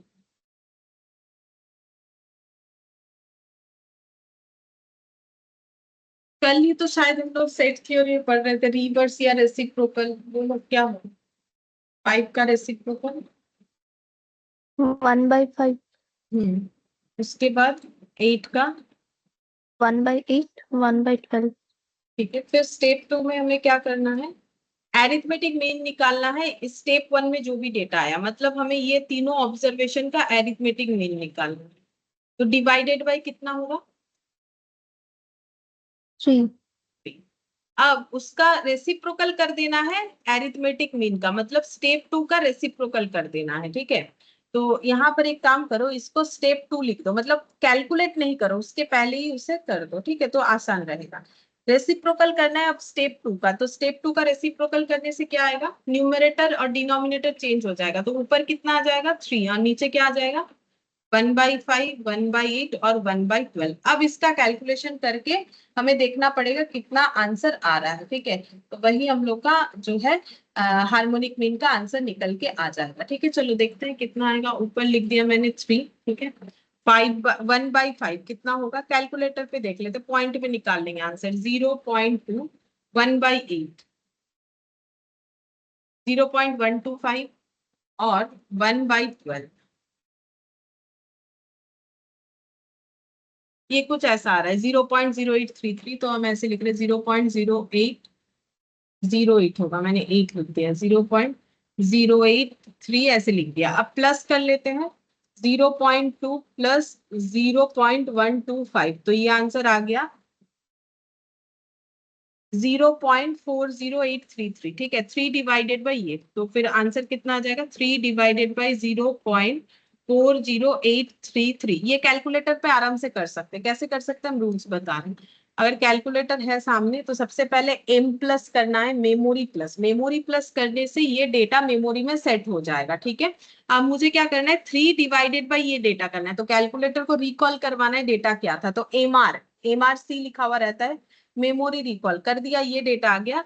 तो ये देखो 3 डिवाइडेड बाई मेमोरी रिकॉल कर दिया, ये देखो आंसर आ जाएगा 7.3469, 7.3469, ये आंसर आ जाएगा हम लोग का, ठीक है। इस तरीके से हमें हार्मोनिक मीन को कैलकुलेट करना पड़ेगा, ठीक है। अच्छा, अब एक बार हम देख लेते हैं क्या आंसर मेरा सही आया कि नहीं, इतना आना चाहिए, हाँ ठीक आया, ठीक है। मैंने पॉइंट भी किया हुआ है, बाकी आंसर यहाँ पर 360/49 था, तो उस हिसाब से आप पढ़ के देखो क्या बोला। For a given set of non zero observation, तो मैंने ऑब्जर्वेशन लिया 5, 8, 12 जो कि नॉन जीरो है, सेट ऑफ ऑब्जर्वेशन है, यानी 3 ऑब्जर्वेशन है।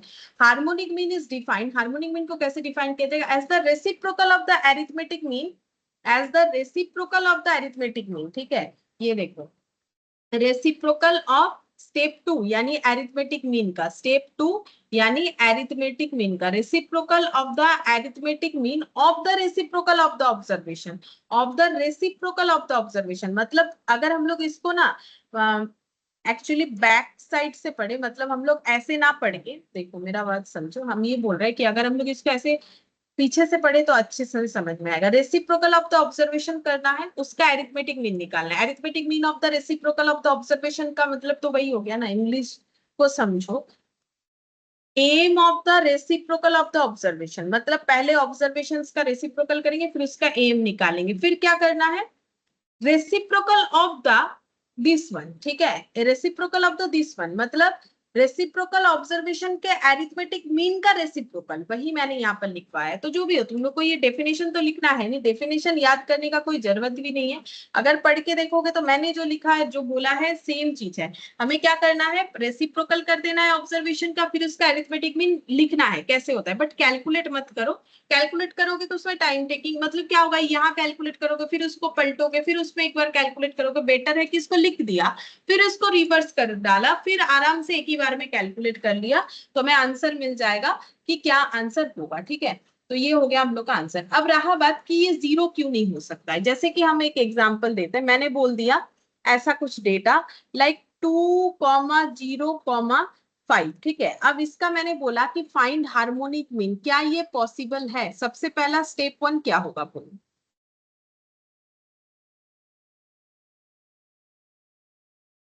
1/2, हाँ बोलो। 0, 1/5। नहीं, जीरो नहीं होगा, जीरो के नीचे कुछ नहीं है, मतलब कितना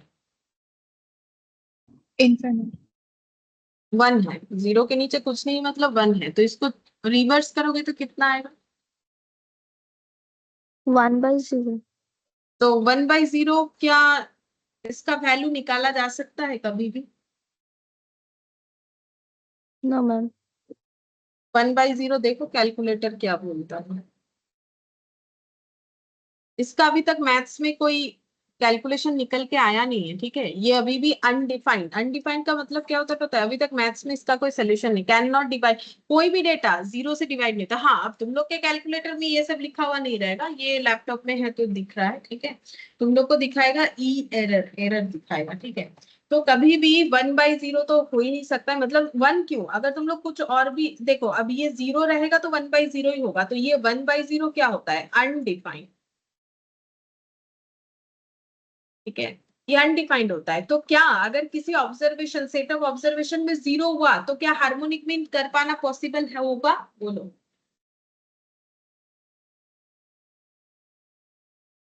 नो मैम। कैसे पॉसिबल होगा, इसके स्टेप 1 में ही रुक जाएंगे, स्टेप 2 में तो जा ही नहीं सकते, क्योंकि 1/0 तो निकाल ही नहीं सकते हैं, फिर आगे जाके करे क्या। अगर स्टेप लिख भी देते हो, पहला बात है इसको कैलकुलेट कैसे करोगे, जब 1/0 कैलकुलेट करने का टाइम आएगा तो कैलकुलेट कैसे करोगे, ये तो कैलकुलेट हो ही नहीं सकता है, तो इसीलिए बोला है कि फॉर नॉन जीरो ऑब्जर्वेशन, ठीक है, इसीलिए बोला गया है। अब ये फॉर्मूला हमारा ये ऐसे दिया हुआ है, हार्मोनिक मीन इक्वल टू, ऐसे लिखा हुआ है फॉर्मूले को, अगर मतलब इंटरप्रेट करें तो harmonic mean equal to n by, ऐसे लिखा हुआ है, ये देखो, N by summation of 1/x। देखो वही किया है हम लोगों ने, एन, ये देखो एन, ये 3n हो गया number of observation, into summation मतलब एडिशन ऑफ 1/x, मतलब x का 1/x करने से जितना होगा। अच्छा, अब नेक्स्ट हम लोग यहाँ पर हार्मोनिक मीन का ये डिस्क्रीट वेरिएबल हो गया। अब ग्रुप फ्रीक्वेंसी देखते हैं, ग्रुप फ्रीक्वेंसी डिस्ट्रीब्यूशन। अच्छा, ग्रुप फ्रीक्वेंसी में देखो एक्स एफ, यहाँ पर लिख दिया मान लो 2, 4, 8 और 16, 2, 3, 3, 2, ठीक है। अच्छा, अब ग्रुप फ्रीक्वेंसी में कैसे होगा, हम यहाँ पर एक बार फॉर्मूला लिखते हैं, डिग्री। जैसे देखो नॉर्मल बात है, जब तुम लोग एरिथमेटिक मीन कर रहे थे, तो अगर इसका एरिथमेटिक मीन निकालते थे तो क्या होता था, समेशन एक्स बाई एन, अगर इसी में फ्रीक्वेंसी होता था तो क्या करते थे, summation F x by summation F, तो वैसा ही यहाँ पर भी होगा, सिंपल बात है। तो देखो यहाँ फॉर्मूला क्या था, एन बाई 1/x, तो यहाँ पर एन की जगह क्या हो जाना चाहिए, समेशन एफ हो जाना चाहिए, ठीक है। डिवाइडेड बाई क्या होगा, summation of F by x हो जाए, ठीक है। देख लो, समझ लो, अभी करेंगे तो समझ में आ जाएगा। तो सबसे पहले हम लोग ऐसे करेंगे, यहाँ पर समेशन एफ निकालेंगे, क्योंकि नंबर ऑफ ऑब्जर्वेशन तो हमें चाहिए, तो 2 + 2 4, 4 और 6 हो गया 10, ठीक है। अच्छा, अब नेक्स्ट हम लोग क्या निकालेंगे, नेक्स्ट हम लोग को क्या करना है, एफ बाई एक्स निकालना।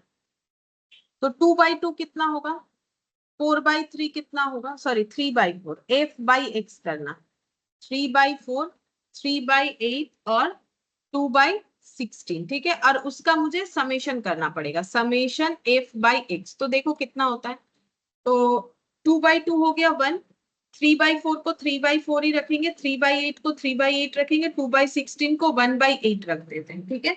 अब देखते हैं कितना आएगा, समेशन एफ बाई एक्स, तो यहाँ पर हो जाएगा 3/4, देखो 3/4 कितना आया, 0.75, 3/8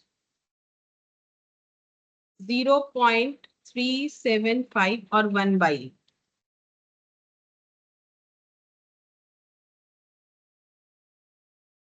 0.125। अब ऐड करते हैं,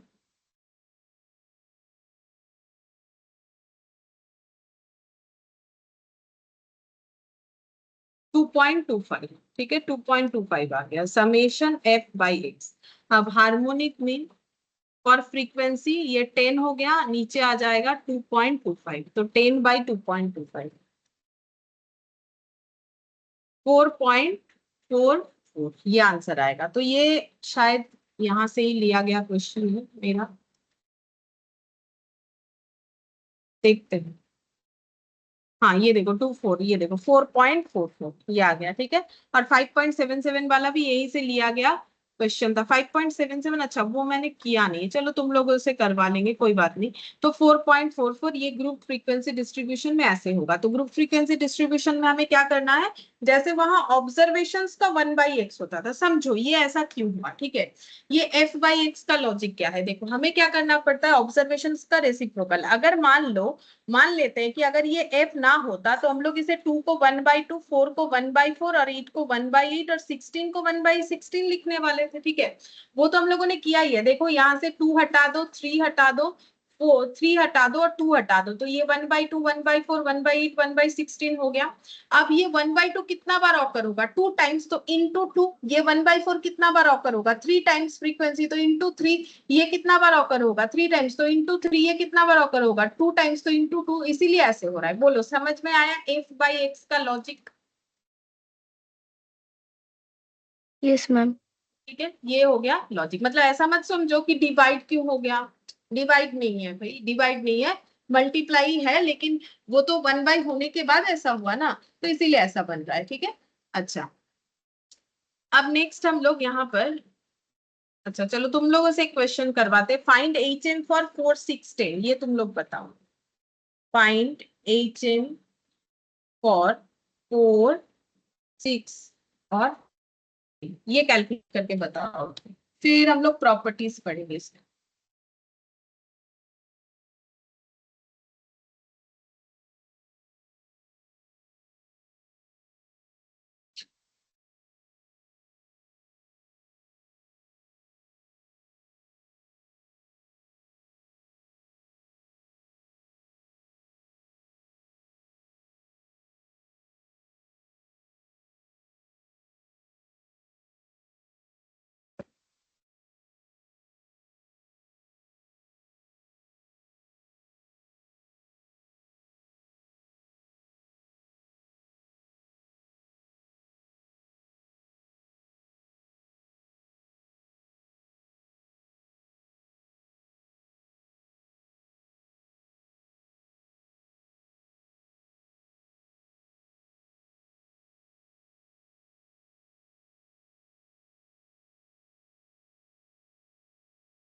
मैम 5.88।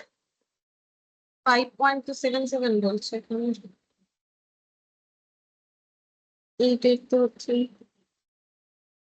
तो सबसे पहले कितना, 1/4, 1/6 और 1/10, ये पहले रेसिप्रोकल हो जाएगा, फिर उसका अरिथमेटिक मीन, फिर उसका रिवर्स। मतलब आ, ऊपर 3 जाएगा ना, तो ऐसे करना पड़ेगा। यहाँ 3 लिख देते हैं, मैंने एक ही बार में कर दिया, तुम लोग थोड़ा स्टेप वाइज कर सकते हो, ठीक है, धीरे धीरे समझ के कर सकते हो। 1/4 कितना आएगा, कैलकुलेटर बता दे। 1/6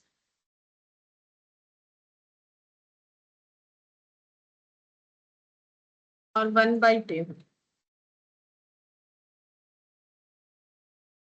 तो देखते हैं कितना आता है। 0.25, 0.17, 3 divided by 0.52।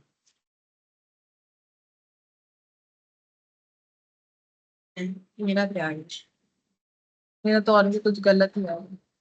0.25, 0.17। अच्छा मैंने गलत टोटल लगाया हुआ, 2.52। अच्छा ठीक तो आ रहा है, फिर 5.7, अच्छा हाँ ठीक ही तो आया है। 5.76 मतलब 77, हाँ ठीक है, 5.77 आया, ठीक है? इतना आ रहा है, আসছে না 5.77, আমার তো এলো। হ্যাঁ ম্যাম, এই 0.16টা আমি 16 লিখে ফেলেছিলাম ওখানে। अच्छा 7 करो नहीं, लेकिन 7 करना पड़ेगा, ठीक है। और सबसे बेटर होता है कि कैलकुलेटर में है ऐसा 0.166666, जब तक कैलकुलेटर लेगा ना वैसा उसको रहने देना चाहिए, ठीक है। तो ये सबसे बेटर ऑप्शन होता है, इसमें कोई कंफ्यूजन नहीं होता, ठीक है। ये देखो, ये दिख रहा है, इसको मेमोरी में प्लस कर लेना चाहिए, मतलब कैलकुलेटर का पूरा यूज करने आना चाहिए हमें। देखो इसमें मेमोरी प्लस कर लेंगे, ये पूरा डेटा रह जाएगा 3 डिवाइडेड बाय मेमोरी रिकॉल, तो हमें ना वही आंसर मिलेगा, एग्जैक्ट आंसर मिलेगा। ये देखो एक्चुअली एग्जैक्ट आंसर 5.80 आ रहा है, अगर उस तरीके से कर रहे हैं वो वेरी करेगा। देखो अगर हम लोग पूरा लेके करते 5.80 आएगा, अगर 6 लेके करोगे 5.6 ना कितना आ रहा था वो आएगा, अगर ऐसा करोगे तो ऐसा आएगा। तो ऑप्शन देख लेना है हमें एग्जाम में कैसे ऑप्शंस दिए हुए हैं और कौन से ऑप्शन से हमारा आंसर आ रहा है। ठीक है, मान लो हमारा 5.77 आंसर है लेकिन 5.6 आ रहा है या 6.6 आ रहा है, तो इसका मतलब हमें देखना चाहिए कि क्या हम लोगों ने जो एग्जैक्ट फिगर नहीं आया था क्या उसमें राउंड ऑफ करना चाहिए था, नहीं किया, तो वो थोड़ा सा चेक करते रहना चाहिए। ठीक है, तब हमारा ऑप्शन के साथ मैच हो जाएगा। ठीक है, अच्छा अब हम लोग प्रॉपर्टीज पढ़ेंगे, प्रॉपर्टीज ऑफ एचएम। एचएम का दो ही प्रॉपर्टीज है, प्रॉपर्टीज ऑफ एचएम दो प्रॉपर्टी है। ठीक है, फर्स्ट फर्स्ट प्रॉपर्टी ये है कि if all the observation taken by a variable are constant, अगर सारे ऑब्जर्वेशंस कांस्टेंट है जैसे कि के, तो एचएम ऑफ द ऑब्जर्वेशन भी के होगा। जैसे मैंने लिख दिया 2 2 2 2 बोलो इसका एचएम का आंसर कितना होगा, कैलकुलेट बोलो कितना।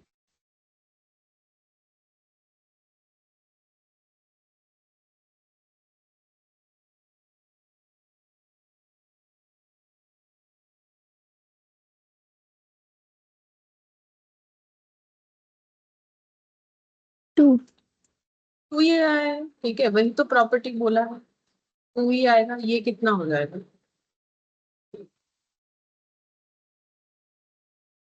2 आ जाएगा। तो बोल रहा है कि अगर सारे ऑब्जर्वेशंस कांस्टेंट है, जैसे कि के, यहाँ पर के का वैल्यू कितना हो गया 2, अगर सारे ऑब्जर्वेशन कांस्टेंट है तो एच एम भी के ही होगा। अगर सारे ऑब्जर्वेशंस का वैल्यू के है तो एच एम का आंसर भी मेरा के ही होगा। ये चीज बोला गया है, तो 2 है तो 2 होगा। अगर मान लो 2 की जगह मैंने 10 टाइम्स 5 लिया होता, 5 5 5 करके ऐसा 10 टाइम्स, तो फिर आंसर क्या आता एच एम का, 5। 5 आता। वही तो है ना प्रॉपर्टी कि अगर मेरा कांस्टेंट है, जो कांस्टेंट वैल्यू है वही मेरा एचएम का वैल्यू होगा, वही मेरा जीएम का वैल्यू होगा। एम में भी देखोगे तो ऐसा ही हम लोगों ने पढ़ा हुआ है। अच्छा आप कंबाइंड एचएम पढ़ेंगे, कंबाइंड मीन पढ़ा था वैसे ही कंबाइंड एचएम, तो इसका फॉर्मूला ये ऐसा है। कंबाइन यानी दो ग्रुप होगा, तो देखो नॉर्मली क्या होता है, ऊपर हम लोग एन लिखते हैं, तो यहाँ ग्रुप में है तो एन की जगह दो एन होगा, एक n one plus n two divided by यहाँ पर हो जाएगा n one by H one plus n two by H two. हम समझा देते हैं, ठीक है, बाकी देखो याद तो रखना पड़ेगा। एन वन का मतलब first group, number of observation in group one ऐसे लिखना पड़ेगा, number of observation in group one, number of observation in group two, H one, H M of group one, H M of group two. ठीक है, अच्छा अब देखो जैसे मैंने एक एग्जांपल दे दिया कि एन वन में मान लो डेटा कुछ ऐसा है 5 8 और 12, और एन टू में डेटा है कुछ इस तरीके से 4 6 और 10। ठीक है, ये ऑब्जर्वेशंस हो गया, ठीक है, ये ऑब्जर्वेशंस हो गया, ये सॉरी ये ऑब्जर्वेशंस है, तो इसे एन वन एन टू से तो डिफाइन नहीं करेंगे। एक सेकंड देख लेते हैं एन वन का मतलब इन्होंने क्या बोला, n one and two groups with n one and n two observations, हाँ तो ये एक्स हो जाएगा। ठीक है, ये एक्स हो जाएगा, एक इतने सारे ऑब्जर्वेशंस और इतने सारे ऑब्जर्वेशंस, तो इससे हमें निकालना है हार्मोनिक मीन 1 और हार्मोनिक मीन 2। तो बोलो इसका हार्मोनिक मीन क्या होगा, क्या पहले हम लोगों ने ये किया है तो देख के लिख देंगे, 5 8 और 12 का किया है कितना आया था 7.3469, ये देखो 7.3469, तो हम इसे 7.35 ले लेते हैं अप्रोक्सीमेटली, मतलब हम ये और कैलकुलेट नहीं कर रहे हैं, बाकी एग्जाम में जब आएगा तो कैलकुलेट करना पड़ेगा, पहले किया हुआ है तो इसीलिए नहीं कर रहे हैं। और 4 6 10 का कितना आएगा, अभी अभी किया 5.77, ये दोनों मैंने देख के लिख लिया। ठीक है, अच्छा, अब मुझे अगर कंबाइंड मीन निकालना है, पहले ऐसे ही लिखो फॉर्मूला बेस्ड, फिर हम समझा देंगे, इस फॉर्मूले का मतलब भी समझा देंगे, ऐसा नहीं कि नहीं समझाएंगे। अब मुझे बोलो क्या क्या लिखे, N1 प्लस N2 में कितना आ जाएगा, बोलो ऊपर कितना 3 लिखे। plus 3 plus 3 है 3 + 3, तीन एंड तीन ऑब्जर्वेशन, और यहाँ पर 1 by 7.35 1 क्यों होगा, 7.35 तो ठीक है, बट 1 क्यों होगा। 3 by हाँ 3 होगा, 7.35 उसके बाद 3 by 5.77 ठीक है। अच्छा, अब ये ऐड करो, 3 + 3 6 हो गया, अब इसको डिवाइड करके देखेंगे, 3 ÷ 7.35 कितना आ रहा है, ठीक है 0.40, तो हम 0.41 लिख देते हैं, ठीक है 8 है बोल के, मैंने अप्रोक्सीमेटली कर लिया, देख लेंगे इनके साथ आंसर मैच होता है कि नहीं होता। 0.519 मतलब 0.52, दोनों का ऐड करेंगे, 0.52 प्लस 0.41, ये आ गया 0.93, 6 ÷ 0.93, तो ये आंसर आ जाएगा कुछ इतना, 6.451, मतलब 4 6 भी लिख सकते, देखते हैं एक बार कितना आता है। ओ अच्छा, ये तो मैंने अपने मतलब इसको मिला के लिया हुआ है, ऐसा तो कुछ है नहीं, ठीक है चलो देखो, ये आंसर आएगा अगर हम लोग फॉर्मूले में करते हैं। अब इस फॉर्मूले को समझते हैं कि मीन, तो मीन में हमारे पास बोल सकते हो, जब हम लोग कंबाइंड हार्मोनिक मीन निकाल रहे हैं तो हमारे पास टोटल ऑब्जर्वेशन कितना है, क्या क्या है हमारे पास ऑब्जर्वेशन, 5 है, 8 है, 12 है, 4 है, 6 है और 10 है, ठीक है ये हो गया। अच्छा, अगर हमें ग्रुपिज्म नहीं देता, मतलब ग्रुप को अगर हम लोग फॉर्मूले में नहीं करते, तो हम लोग इसका हार्मोनिक मीन कैसे निकालते, सबसे पहले हमें रेसिप्रोकल करना पड़ता। तो बोलो रेसिप्रोकल क्या होगा, 5 का रेसिप्रोकल, स्टेप 1 में रेसिप्रोकल करेंगे, तो सबका रेसिप्रोकल बताते जाओ। 1 by 5 1 by 8 1 by 12 1 by 4 1 by 6 1 by 10 1/5। अच्छा, स्टेप 2, इसमें क्या करना पड़ेगा, एरिथमेटिक मीन निकालना पड़ेगा सभी का, ठीक है तो एक ही बार में कर दें, क्या निकालना पड़ेगा ऐसे, ये देखो, अच्छा चलो एक ही बार में नहीं करके हम ऐसे स्टेप वाइज ही दिखा देते हैं एक बार, क्योंकि बड़ा सा डेटा है तो हम थोड़ा स्टेप वाइज दिखा। होल डिवाइडेड बाय कितना होगा, 6 लेकिन मुझे क्या करना है, इसका रेसिप्रोकल हार्मोनिक मीन निकालना है ना, सिंपल मीन थोड़ी ना निकालना है, तो ऊपर 6 आ जाएगा, नीचे ये,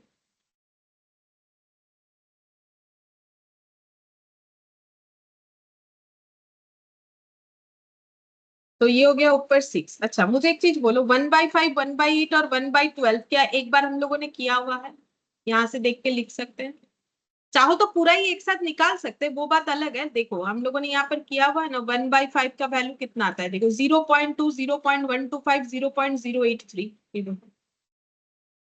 चलो निकाल ही लो कोई बात नहीं, 1/5 0.2 1/8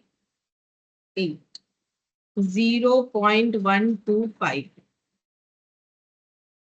1/12 0.083 1/4 0.25 1/6 0.17 और 1/10 0.10। अब सबको ऐड कर लो, ऐड करने से कितना आएगा पता है, ऐड करने से, ये दोनों ऐड करने से जितना आया था ना उतना आएगा, 0.93 आएगा, चाहे चेक करके देख सकते हो, 0.2 0.125 0.083 प्लस 0.25 प्लस 0.17 प्लस 0.1, 0.928 आ रहा है, अप्रोक्सीमेशन की वजह से हम वही ले रहे हैं, कोई प्रॉब्लम नहीं है। वहां पर मेरा 3 आया था, 6 ÷ 0.928, तो आंसर आ जाएगा 6.46, ऐसे आ रहा है, देखो 6.465, तो यहाँ पर भी शायद मेरा 5 6 हम लोग चाहे तो ले सकते थे, मुझे याद तो नहीं आ रहा है कितना आया था, ये हो जाएगा 3, हाँ 6 ÷ देख लेते हैं 0.93 हाँ देखो 6.451 था तो ठीक है 45 लिया, वो थोड़ा बहुत अप्रोक्सीमेशन हो सकता है, नो इश्यूज उससे। 6.45 6.46 ऐसे आ रहा है, मैंने इसको चेंज कर दिया बोल के। तो ये देखो यहाँ 7 लिया, अगर 6 लोगे ना तो वो आ जाएगा, ठीक है। तो इतना सा वेरिएशन चलता है। तो ये वही मैंने बताया कि ग्रुप में करने से फिर क्या किया हम लोगों ने, जैसे यहाँ ऊपर 6 था, यहाँ पर भी 3+3 ग्रुप में 6 किया। फिर देखो इसका हार्मोनिक मीन और इसका हार्मोनिक मीन निकाला गया। तो ये पहले तीनों का टोटल और ये पहले तीनों का टोटल इतना ही आता है, ठीक है, इतना ही आता है करके ये आंसर आएगा।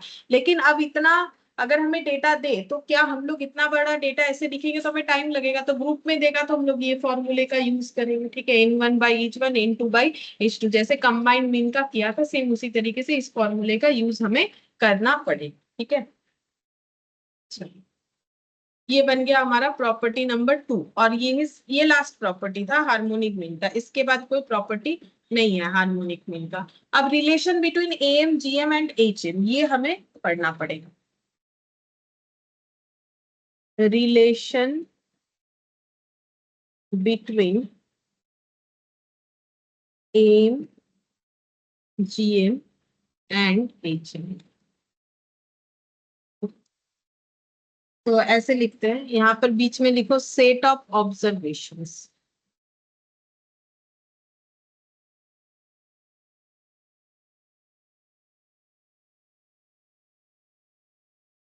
सेट ऑफ ऑब्जर्वेशन यहाँ पर लिखते हैं अगर सेम है या फिर कांस्टेंट है, और इधर लिखेंगे अगर डिस्टिंक्ट है तो क्या होगा।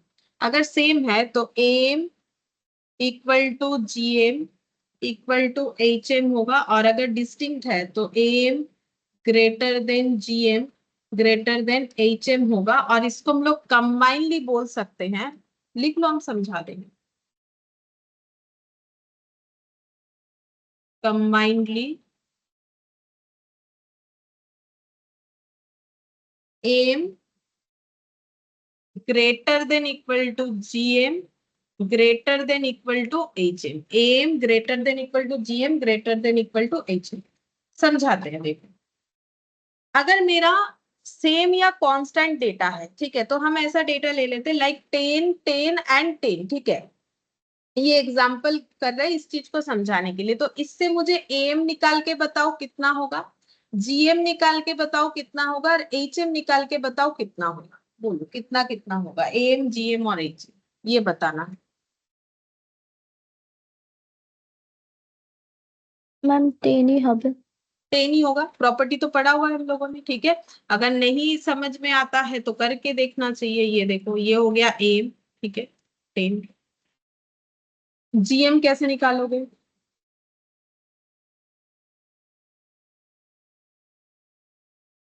यही प्रॉपर्टी का काम है, ठीक है। ये जो बोल पा रहे हो ना डायरेक्टली, यही प्रॉपर्टी का यूज है, इसको यूज करने आना चाहिए। अगर नहीं करेंगे तो फिर बहुत टाइम लगेगा, और जरूरी नहीं है कि हम लोग कैलकुलेशन से ही हमें दे। एचएम कैसे निकालेंगे,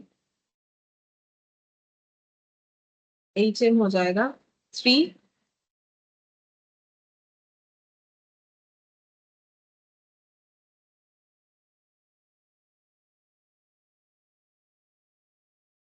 ठीक है, तो देखो क्या ये प्रॉपर्टी सेटिस्फाई हुआ, अगर सेम या कांस्टेंट वेरिएबल्स है या ऑब्जर्वेशन है तो AM equal to GM equal to H M हुआ कि नहीं हुआ, बोलो सभी का वैल्यू 10 आया कि नहीं आया, बोलो। Yes ma'am. ठीक है, अब हमेशा 10 आएगा ऐसा बात थोड़ी ना है, वो तो 10 लिया तो 10 आएगा, कुछ और लेंगे तो अगर 5 लिया तो क्या आएगा, 5। 5 आ जाएगा, ठीक है। अब डिस्टिंक्ट लेते हैं, ठीक है, तो डिस्टिंक्ट लेते हैं तो हम यहाँ पर लिख देते हैं 2,4, छोटा सा ले लिया। इससे एम निकालो, इससे जीएम निकालो, और इससे एचएम निकालो। ये निकालो, निकाल के देखो, क्योंकि ये तो निकालना ही पड़ेगा ना, ये तो हम लोग कैलकुलेट नहीं कर सकते। क्या रिलेशन होगा, AM3। एम 3 हो जाएगा, ठीक है। 3 नहीं, ओ हाँ 3 होगा, मेरा गलती है, 3 होगा, सॉरी, ये 2। हाँ अब जीएम बोलो।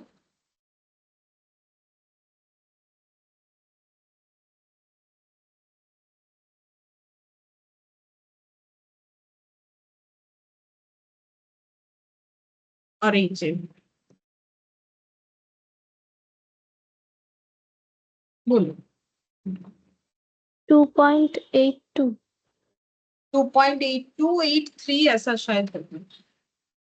8 टू दी पावर हाफ हो गया, और ये कैलकुलेटर हमें बता देगा। 8 का ये कर लो, 2.828 है, तो हम लोग इसे 2.83 भी कर सकते हैं, ठीक है।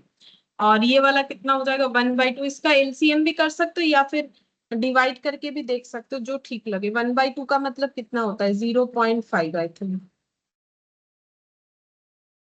और 1/4 0.25, देख लो कितना है।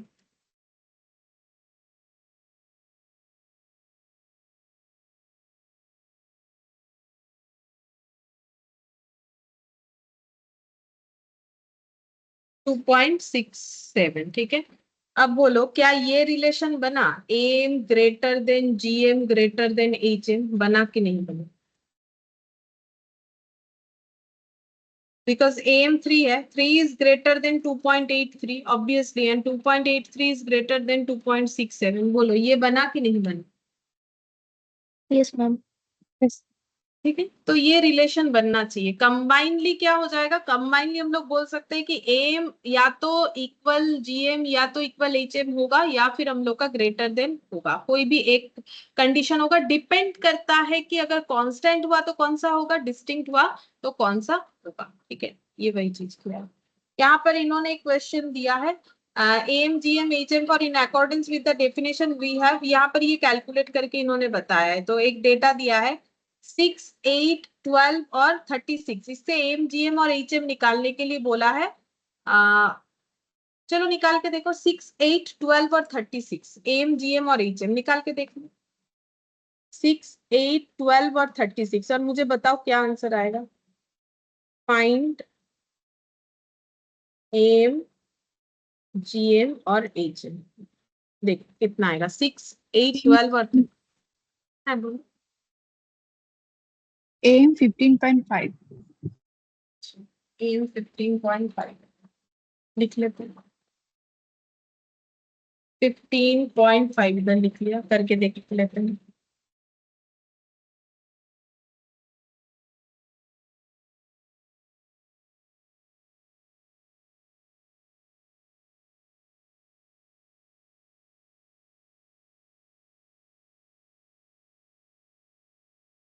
हम्म, 15.5 सही है।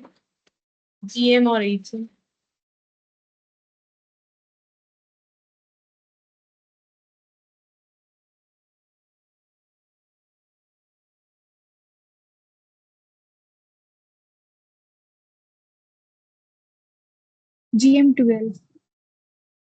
12। हाँ ठीक है, GM 12 होगा। इसको सबसे सिंपल तरीका है निकालने का, 6 × 8 × 12 × 36 कर लो, तो आ गया 20736 का √1/4। अब इसको कैसे लिख सकते हो, इसको ऐसे लिख सकते हो, जो आज मैंने स्टार्टिंग में सिखाया था, थोड़ा सा पहले गलत हो गया था मेरे से, ये कर सकते हो, 2 दी पावर 1/2 है ना। तो इसको 2 बार पावर में देख लो कितना हो। रूट, फिर से रूट, ये हो गया 12, ठीक है। और HM 4, और इधर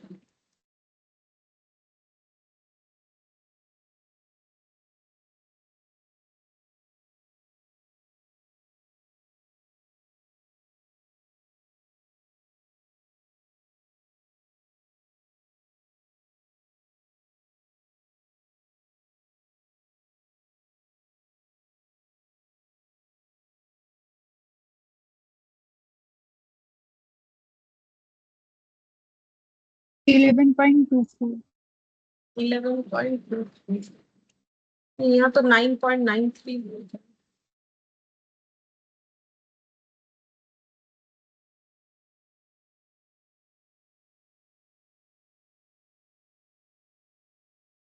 0.17 प्लस 0.125 प्लस 0.083 प्लस 0.028। And 23.76. 23.76 9.93 बोल रहा हूँ। 4 divided by 0.406 9.85 आ रहा है मेरा तो।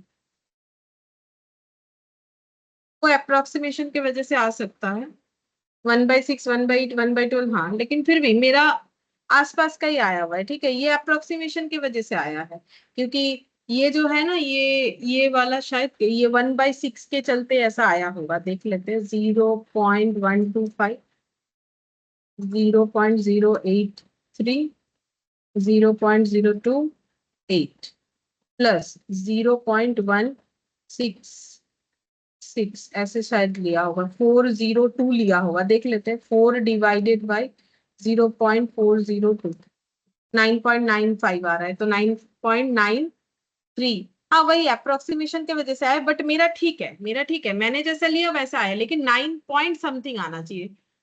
तुम लोग का जो आ रहा है वैसा तो नहीं होगा, कुछ तो गलत किए होगे तुम लोग। देख लो क्या गलत किए हैं। 9.85 ही వచ్చి 9.85 ठीक है, देख लो क्या गलत हुआ था।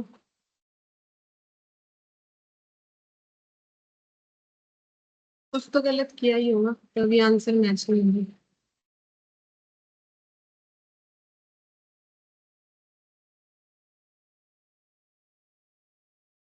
इसके बाद है वेटेड एवरेज और ये बाकी पॉइंट्स।